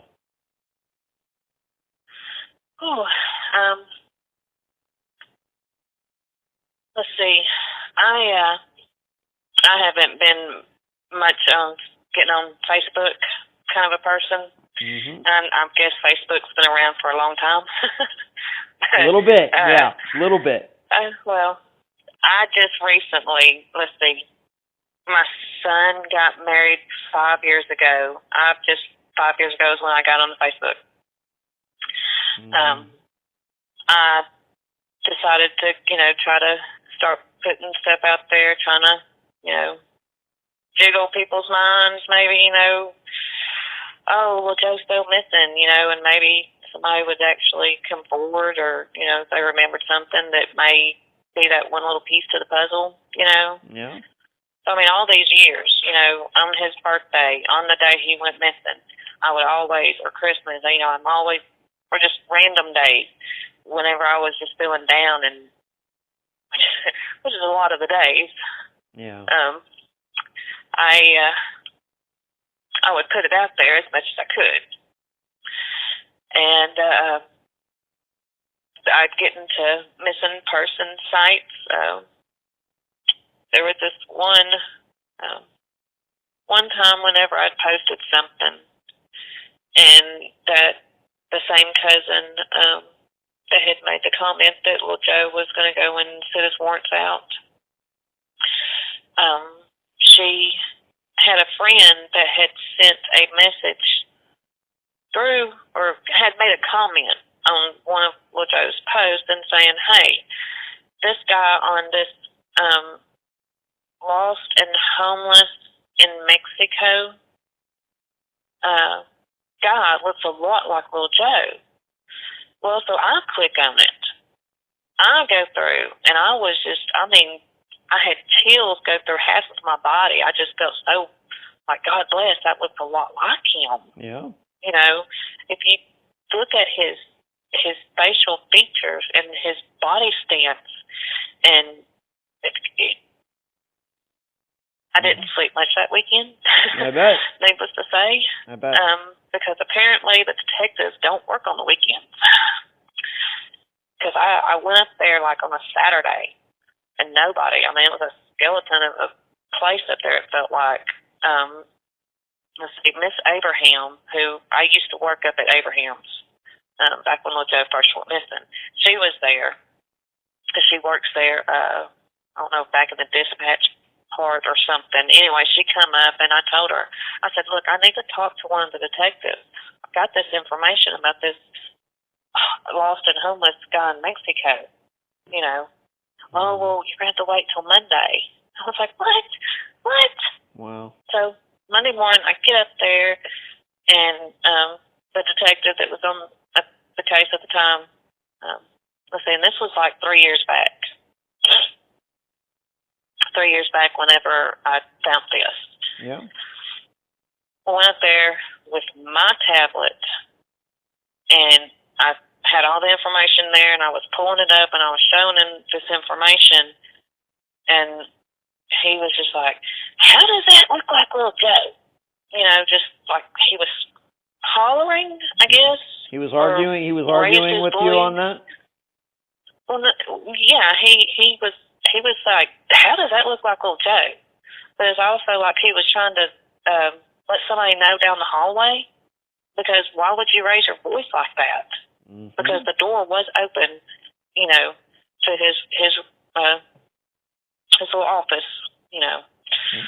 And he just got me kind of frustrated, you know, by saying that. And I was like, well, look at his eyes, the space and the nose feature. And I'm sorry, but that homeless man has just about straightforward hair. Anytime little Joe's hair got wet and dried, it was straightforward. Always. Mm-hmm. And it really, I had been comparing pictures, you know, any kind of different position that little Joe's picture that I could find of him, you know, and comparing them. And I felt so strongly about it, but I felt like I just could not get nobody to help me because it was over the Mexico border. Okay.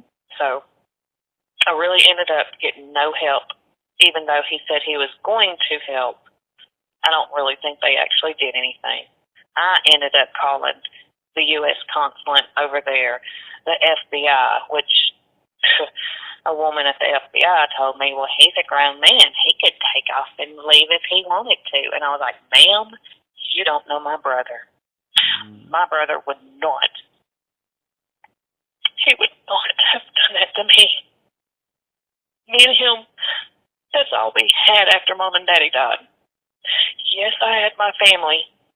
Yes, he had his own life. But he would not have left me like that. Mm-hmm. So that woman really got me upset. Okay. And she works for the FBI. Mm-hmm. Well, by the time we were talking, I will have posted those pictures, and the audience will be able to compare pictures that are on the CHARLEY Project and elsewhere of that are, I guess, representative of what Joe looked like at the time, and compare that to the pictures that you sent me to see, what people think. What is your, after all these years, what is your opinion? Does it look like Joe or doesn't? We're not saying it is him or not, but you believe that it does look like Joe. It looks a lot like him. It really does. And even my best friend that I've had since third grade, she even was like, wow, it looks a lot like him. And a lot of my Aunt Karen Jr., all of them, they would, that kind of sort of looks like him, but little Joe's really dead. And I'm just like, really? How do you know? I don't have a body. I am not accepting that. So, family, the family's not really backing me, it feels like. Even my so-called brother. They're just like, oh, yeah, he's dead. Y'all can just sit there and accept that. It frustrates me. That I feel like I'm the only one trying to find him. Yeah. Okay. Well, the listeners will get to see those pictures, and we'll see what they think. I will reserve. I'm not going to give you my opinion because I've learned long ago, once I start voicing my opinion, then suddenly people start agreeing with me, and I'd like to just let people decide for themselves. Okay, so we will make that, of course, available, and people should be looking. Please. I am going to add a little something to it, though.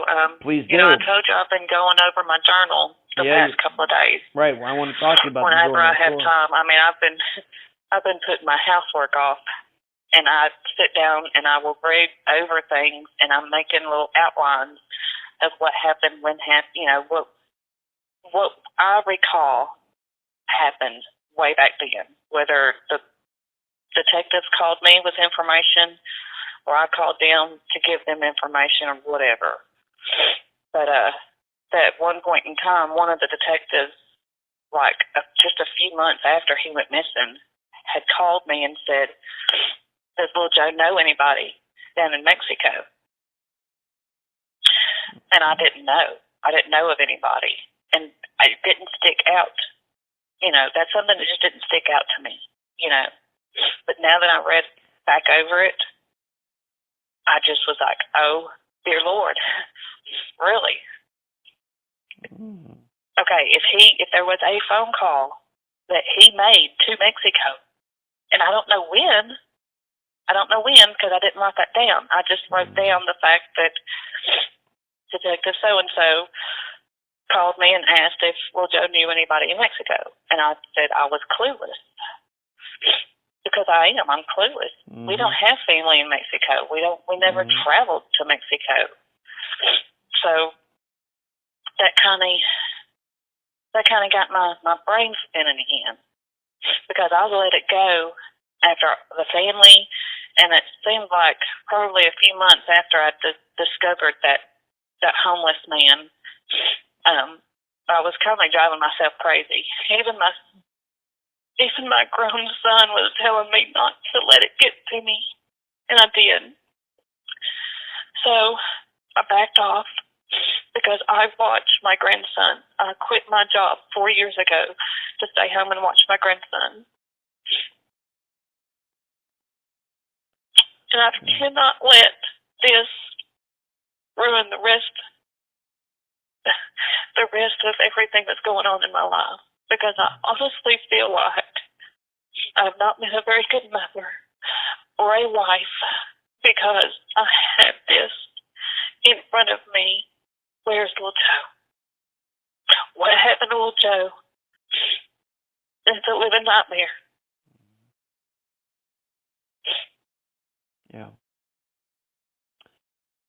So I just have to clarify this, just because I have to ask these questions. So are you saying there was a call on his cell phone to Mexico?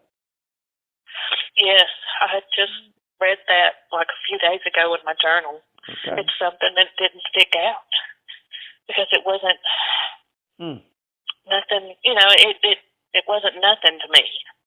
I didn't understand it. But when I read it a couple of days ago, and then what I know now about that homeless guy. Yeah. Wow. Okay. All right. I'm not sure. And is it your understanding that it was just one call to Mexico? It wasn't several? The police have told you it's just one. I believe it was just one. He said there was a call to Mexico from Little Joe Boehm. So apparently, he made the phone call, not somebody in Mexico calling him. Okay. That's how I wrote it down 19 years ago. Okay. Not sure what you. Okay, so we know you've never seen the records, so you don't even know what the number is, right? I don't know. No, Okay. I have not seen no paperwork from them. Okay. Yeah, you should probably start working on that. Yeah. Except the psychic stuff, but that's another story. Yeah, we're not going to talk about that. Okay. No. I've mentioned a couple times that there are discrepancies, and what I mean by that to the listeners is that you've had a particular idea about everything that went on that night and everything since up until recently, but then just within the last, we're doing this interview on July 23rd, 2020, which is a Thursday, just within the last week, you've had a chance to talk to Coley, you've had a chance to talk to Angelia, and you've had a chance to talk to Coley's mother. Yes, sir. And I was happy to find the number for you for Coley's mother in Colorado to make that all happen. In your opinion, have their stories changed since 2001? Do you remember back then and then them talking recently? Have their stories changed? It seems like they have. Okay.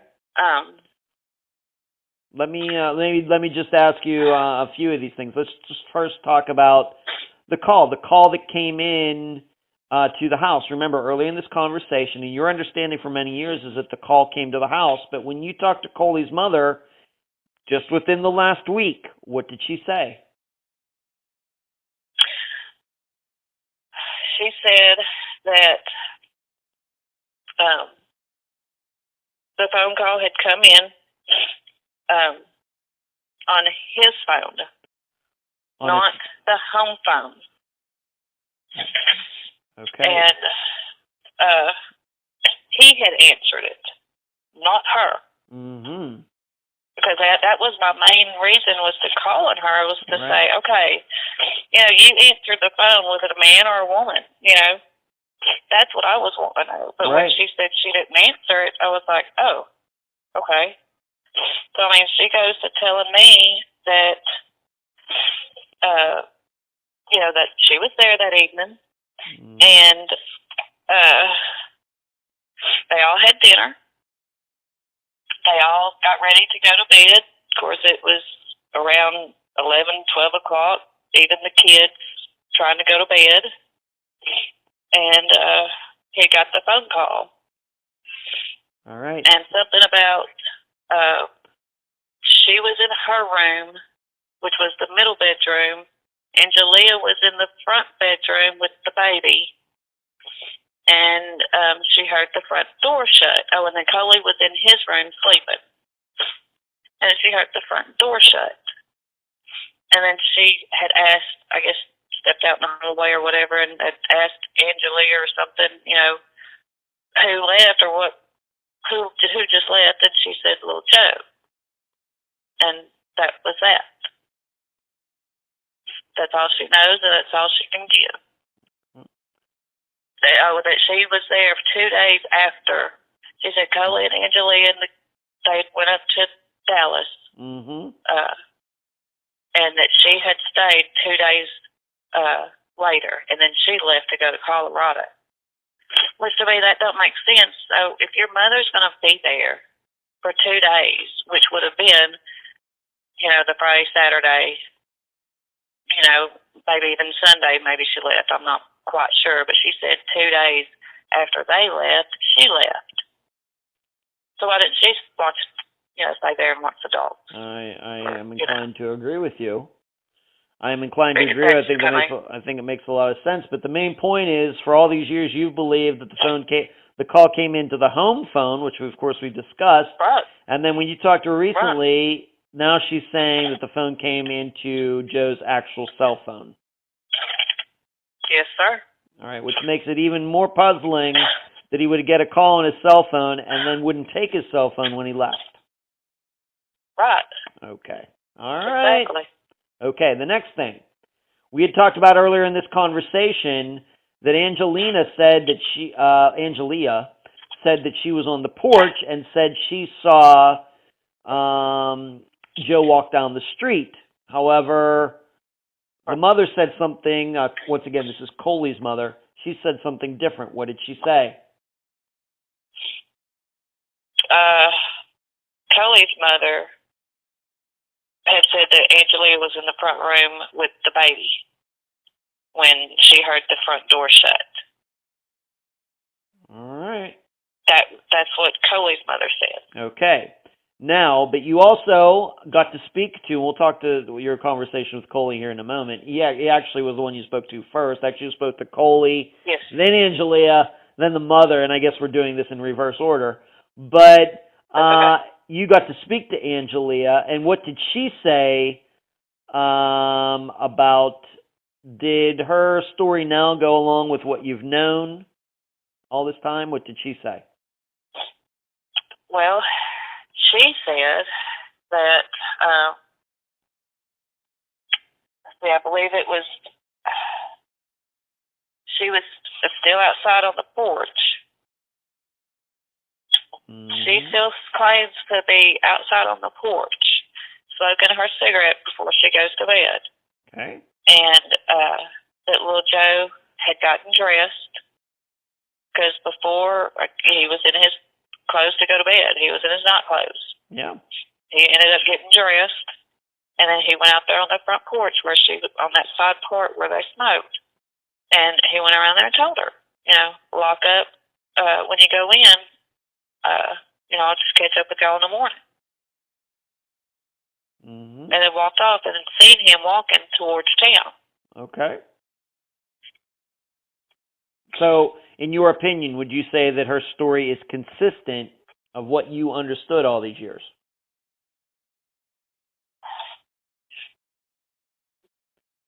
Pretty much.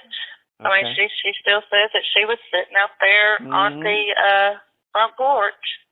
Okay. And she said, I don't know why he took off walking, because his truck was there. And I was like, no, I brought him there because he flipped his last running truck. And then she was like, oh, yeah, that's right. Well, I don't know why she wouldn't have taken Coley. Well, I was also told that Coley wouldn't let him take the vehicle because he didn't want him to wreck it. Because that was Coley's only vehicle. So I'm back and forth. Mm-hmm. The police had told me that that's what Coley said, that he wasn't letting him drive his vehicle. Which kind of undermines the whole idea that he went there in the first place so he could use Coley's vehicle. That was the reason he went to live with them in the first place. At least that's what you thought. Right. Right. Okay. All right. And so she was thinking that and maybe she just got confused on whose vehicle was whose, maybe.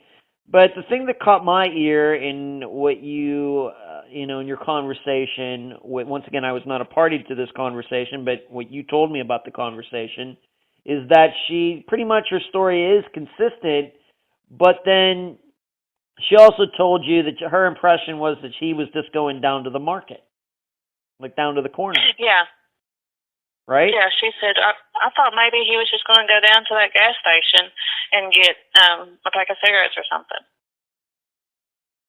But yet he supposedly, back then she was saying, that he said, lock up, I'll catch up with y'all in the morning, because he had the dogs for them that weekend. Mm-hmm. House sit, take care of the dogs, take care of the house, So. Right. Once again, I realize it's been a lot of years. I'm willing to give people a lot of leeway when it comes to their memories and things like that.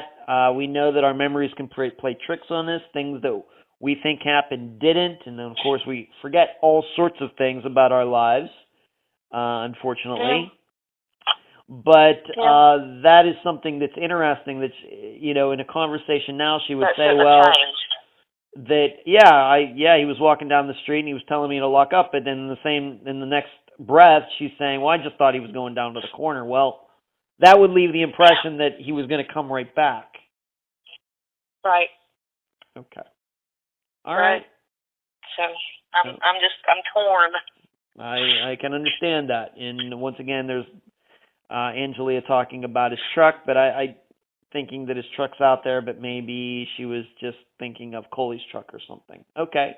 You did get to speak to Coley himself, and what did he have to say? He was actually the person you talked to first recently. What did he say? He pretty much said that he just didn't know. He wished he could help. He just don't know what happened to him. He's got his own theories, of course, but I've heard a bunch. Right, we're not of other people's theories. Yeah, well, I don't want theories. Right, so we're not going to get into those. Don't know much. Yeah, please.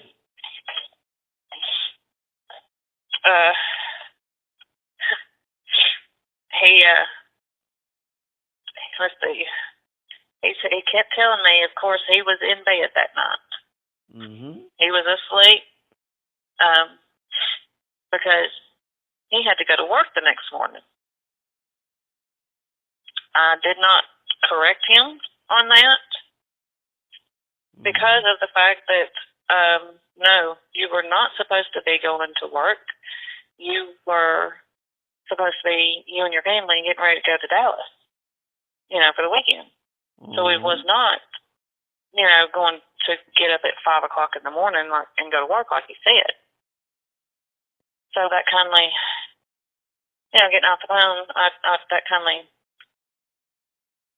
struck me odd.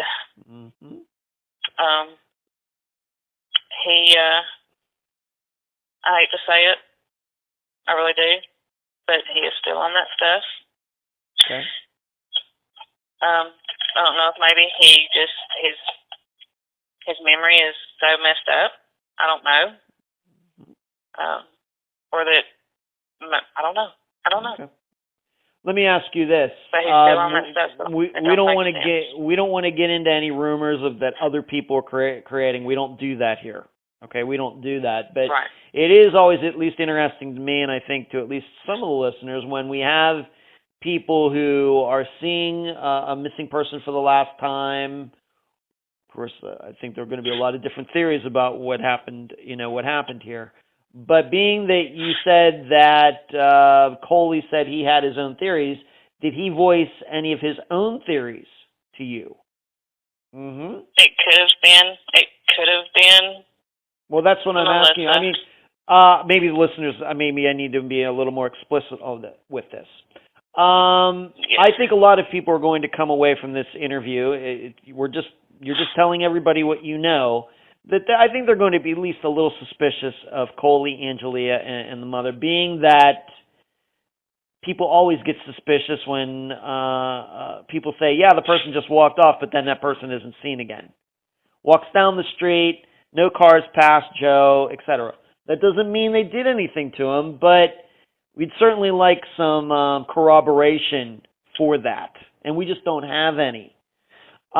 So the next step I usually go with, well, if these people are possibly suspects, just because they were there that night, what do they think happened? They're the ones who knew Joe. They're living with him. They know what he's involved in. Did they give you a theory as to what happened to him? Or is it, or just maybe to put it the other way, or are they just like, we just have no idea? We have no idea. We think that it could have been Melissa calling him out, and that maybe Jeff Lee did something. Now, I have to just ask you, is that something one of them told you in these recent conversations?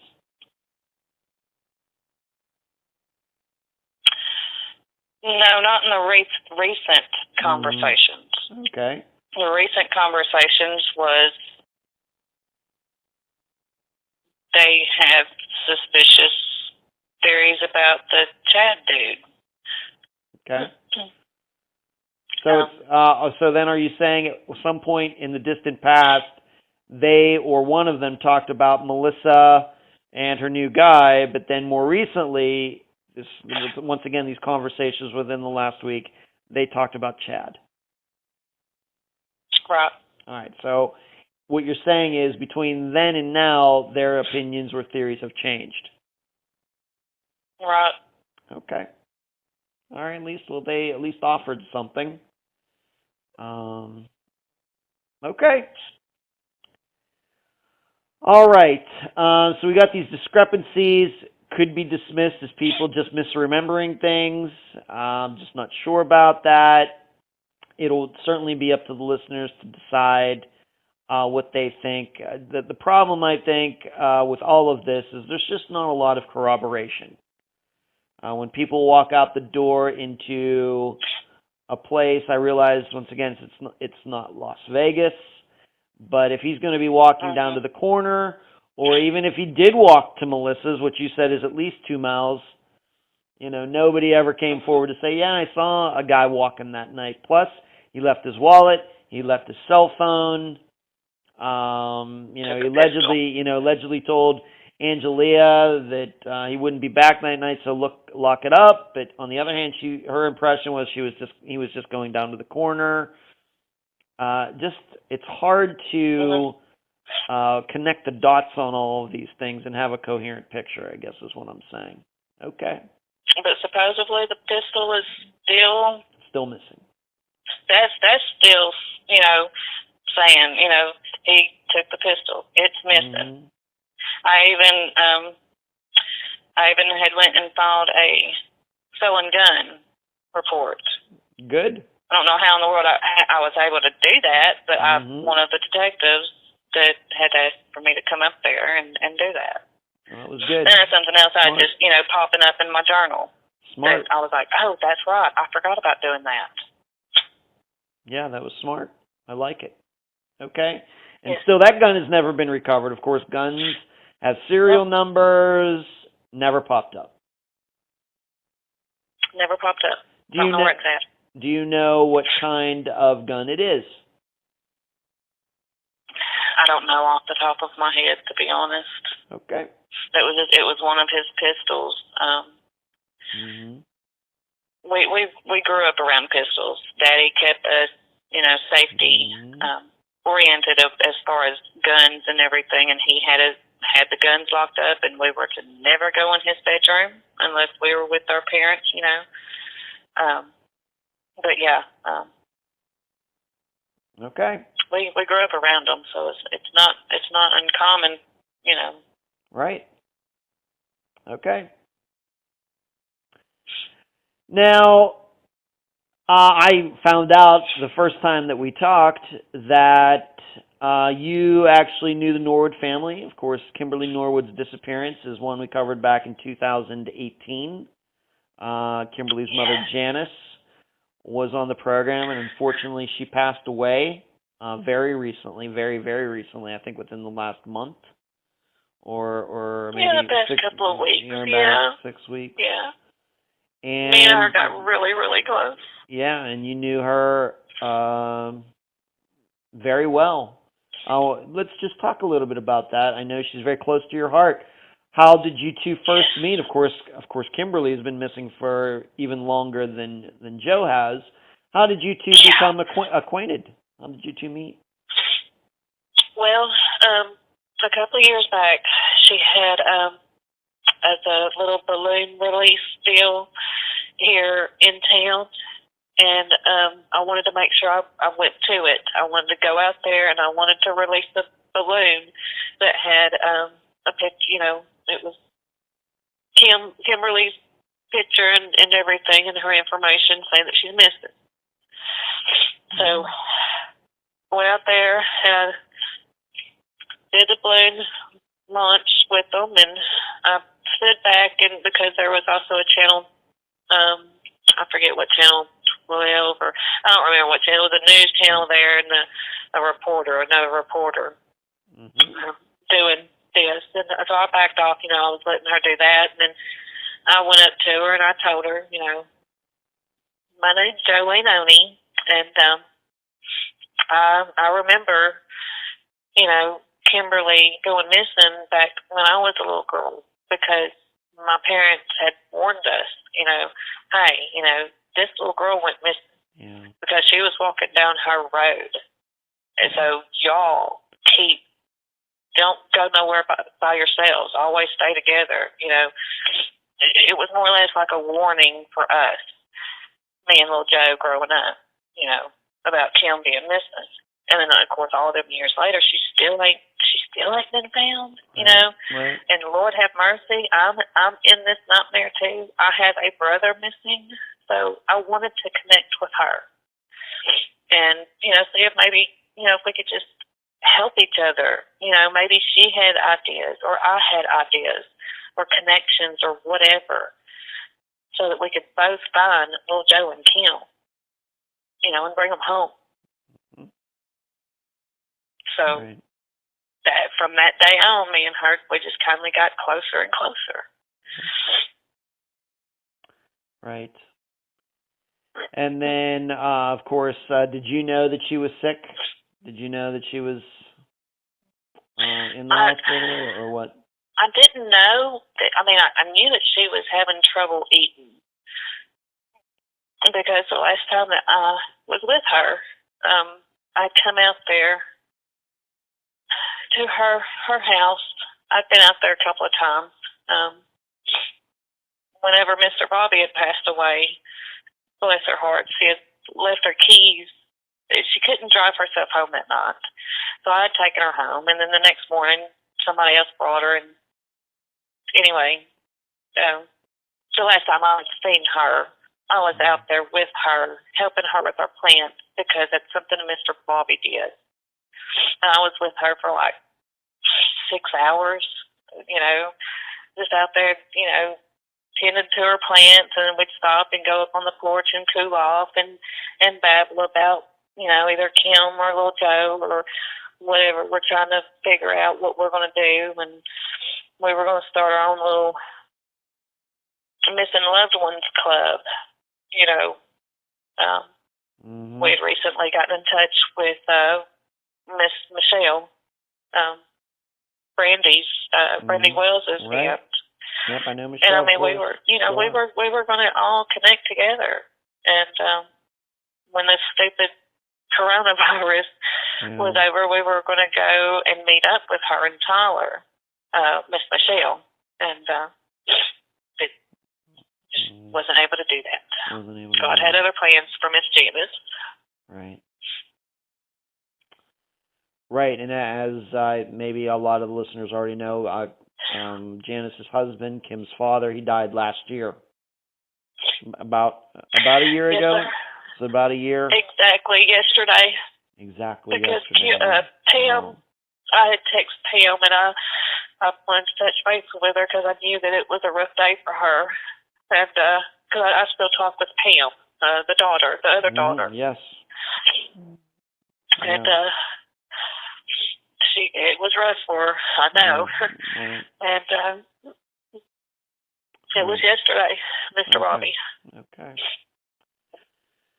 So you got to know them, and unfortunately they've both passed now. But and I think I told you when I found out that you knew each other that I had not talked to Janice in a while, probably a year.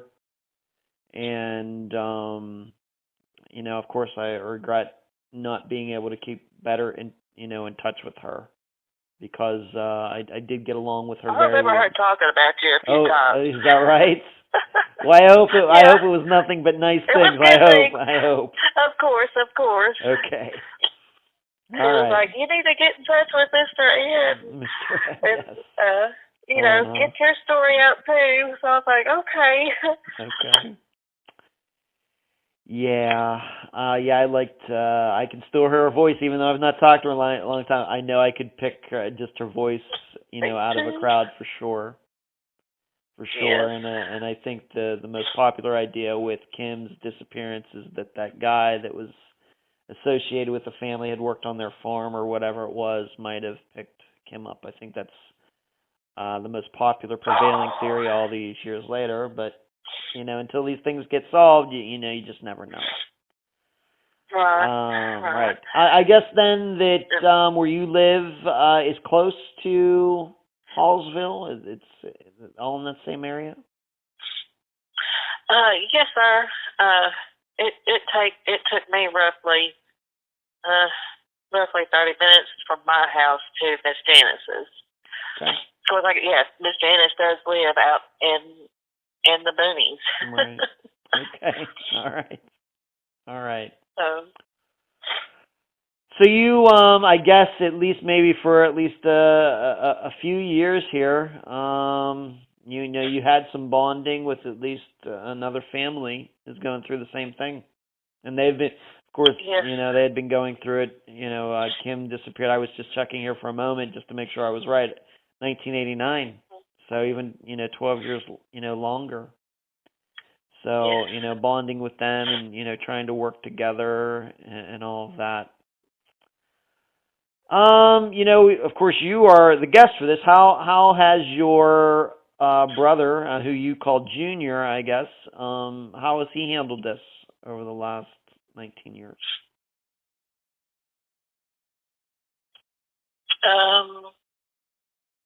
Don't talk about it. Don't get out there and try to help. Don't put anything on his Facebook page. No. No. He don't post anything. That the fact that he's got a brother that's missing. Of course, too, whenever I first, little Joe first went missing, Junior had come up to Abraham's and was trying to make it look like I'm a thief. Telling Mr. Abraham, to better watch out, check your money, check your merchandise. She's gonna steal from you. She's a dope head. Who? My brother, my Junior, yeah. He was saying what? About who? He was saying these things to my boss up at Abraham's food town, which is like if little Joe had went the other direction, he would have went towards Junior's house and Abraham's. So I'd worked there for about anywhere from 6 months to 9 months, and then I come back home because I'm a housewife. I haven't worked very many places. I've always stayed home and took care of my husband's granny. We lived with her. After little Joe went missing, we moved in with her. And then she passed away in 2013. So I've always been taking care of somebody. Now I'm taking care of my grandson. I think I have to go through this again. What was Junior saying? Was he saying it about you? What was he saying? Oh, he was telling my boss that I'm a dope head and that he needs to be watching out. I'm going to steal money. I'm going to steal merchandise, blah, blah, blah, which Mr. Abraham knew better. I mean, the first time when I went there to work, I asked for the job, and they hired me because they knew my family. And then I quit on good terms, no problem. Well, then my husband would always go through and cash his check on Fridays. A lot of people that left for public industries would stop there at Abraham's. They would have, say, a bill balance, because you could also charge there at Mr. Abraham's. If he knew you personally good enough, he would set you up a charge account, and you come in and you pay it, and people would cash their checks. So everybody's standing in line waiting to get their check cashed. Well, Michael goes up, my husband, and said, here he's cashing his check, and then Mr. Abraham, the other brother, had said, I need your wife And, of course, my husband's like, now, Mr. Abraham, that's my wife, trying to be funny. But he was, I need your wife. I need a cashier. I had one quit. I need her, like, today, So, I mean, boom, I have a job. I wasn't looking for it. It found me, So, I was good enough to come back for a second time. You know what I'm saying? I wasn't looking for the job. It found me. It sounds like it. Starts all that. It sounds like it, but why would your brother Junior ever say those things about you? I mean, I don't know if we're getting off the disappearance or not, but I just asked you how he said that I had something to do with it. He did. He said he was telling the police and everything that I probably had something to do with it. That I was hanging out with Coley and all them and doing drugs with them. I'm like, no, I was not. Yeah. Those little things that pop up, that you kind of forget and tuck down. Yeah, that's Junior and his wife was babbling bad things about me that were not true. Wow. But now he's not even married to that woman anymore. That is he's bizarre. living out there on the land by himself. That sounds bizarre. There's rumors, of course, that Junior has done something with little Joe. But like I said, rumors. But I've never personally said that my brother, Junior, has done anything to my brother. And, oh, my God, if he did, I don't know. Honestly, I don't know how I could react to that. I'm sure. Wow. Okay. Yeah, because there's more to Junior. Yeah, I'm not going to bring it up. Yeah, I don't think we want to. I don't think this is the proper time to do that. No. We're just going to stick to the disappearance. That's what we do. But I guess what you're telling me is that he has not been the most helpful in trying to figure out what happened to his brother Joe. Exactly, and that was his 8th birthday present because they were born on the same day. I'm sorry, but if I had wanted a birthday present that was a brother and he went missing, I think I'd be doing everything on God's green earth to try finding him. Not Junior. Not Junior. Okay. Well, we'll just leave it at that. Okay. Yes, sir. Do you have a Facebook page, website, anything like that set up for Joe's disappearance? No, sir. I thought about doing it, but I just feel like maybe I'd be spinning my wheels. I thought nobody's actually going to get on there and tell anything, or I feel like it's me spinning my wheels, and I'm not one to stay on the internet a lot.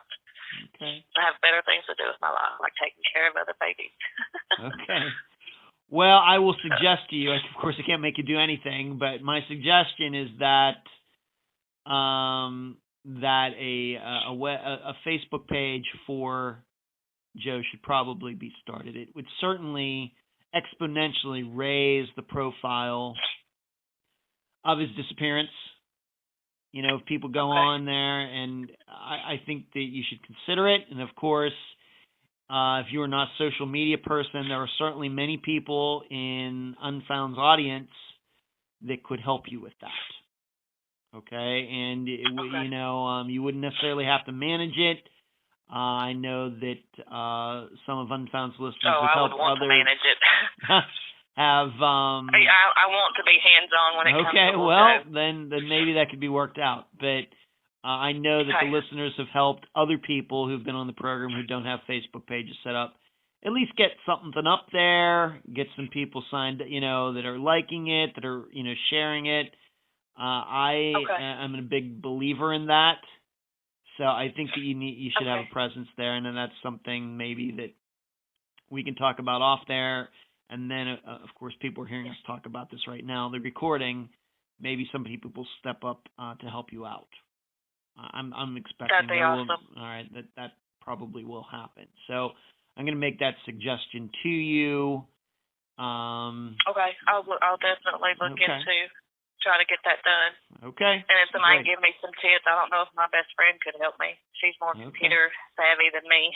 Okay, well, you need any help? I'm not going to say I'm the expert at that, but there's certainly people, even some of my assistants, who have helped people do that. So we can probably have that conversation. Maybe we can make that happen once this interview gets out there.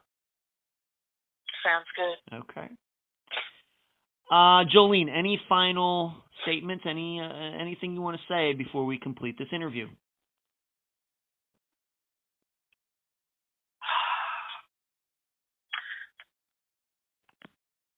I just need to find him, bottom line.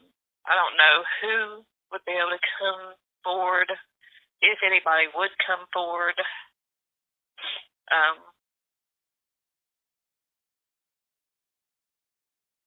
I need facts, and I'm tired of running on the rumors. I'm tired of not getting the help from the police. I really don't feel like I could trust them. There's been so much I want to go and run to them with, but I can't. So I'm sitting here in my own pool of thoughts, and I don't know how to organize them or how to go about it. And I don't want too much to get leaked out because I don't want somebody to get tipped off. Whether it matters any more, this far down the line anyway, 19 years later. I mean, little Joe if he is dead, then his bones are somewhere. So I just got to find him so I can put him with Mama and Daddy. Well, Jolene, I hope we can help you do that. As I say many times on these interviews, this is just the beginning of us knowing each other. And, I continue to help many of the guests behind the scenes with advice and tips and things like that. And anything that you need, you can call me or contact me anytime. You can contact me anytime. Thank you. Because like I said, my dear friend, that was one of Miss Janice's thing. Yeah. I could call her at 11 o'clock at night. It was no problem. Well, Jolene, I appreciate you being on this episode of Unfound. Thank you. You have really made me look at things in a different light with all of this, and I really thank you so much. That's what we do in Unfound. That is certainly our goal, and you're welcome. And that was my interview with Jolene Oney, sister of Fredrick Joseph Boehm, a.k.a. Little Joe. I thank her for joining me and all of you on this episode. I've posted a map for Joe's disappearance on Facebook, Twitter, and Instagram. I've also done a short video that is now on YouTube. On the surface, Joe's disappearance plays out like many we've had on Unfound. A person or people will say, "Yep, he just up and walked off." And we know what we usually think. Not to say that we're always right about it, but we certainly have every right to doubt the story. However, the information we have for Joe's disappearance is a bit different from that common scenario. Number one, we have multiple people in the house. As we know, the more the people, the harder it is to keep lies straight. Number two, Angelia and Coley are not a couple anymore. If she or he wanted to spill the beans on the other, they've had many years to do so, but haven't. Number three, why would Coley and his girlfriend allow Joe to live with them, then turn around and keep Joe's death quiet, whether they had something to do with it or not? Yep, it's all hard to understand.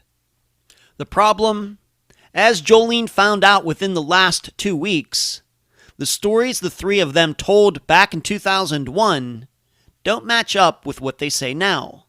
Then it was, Angelia said Joe said she could lock up for the night. Now it's Angelia thought he was just going down to the store. Then it was the call came to the house phone. Now it's the call came to Joe's cell phone. Then it was Coley's mother answered the phone. Now it's Joe answered his own cell phone. Can any of this be rationalized? Were they lying then and can't remember their lies now? Or were they telling the truth back then and now they simply don't remember and are just throwing words out there to try to help? I really can't say. And we also have to remember that Joe was into drugs. Coley was into drugs.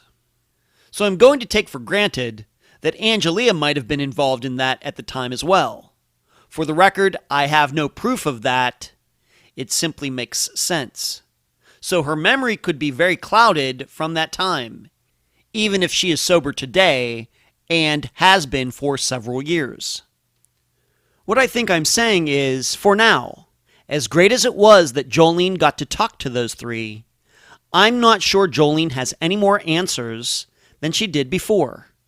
In fact, I think now there are more questions than ever. However, the way to reduce the number of unanswered questions is to start gathering more facts about that time and see if those facts match up or undermine what Coley, Angelia, and the mother have said. Because I think at this point, those three adults in that house that night are unhelpful, given that their stories don't match up. In other words, when sources become unreliable for whatever reasons, then it's time to find new sources. Try to find people whose memories are a little more perfect.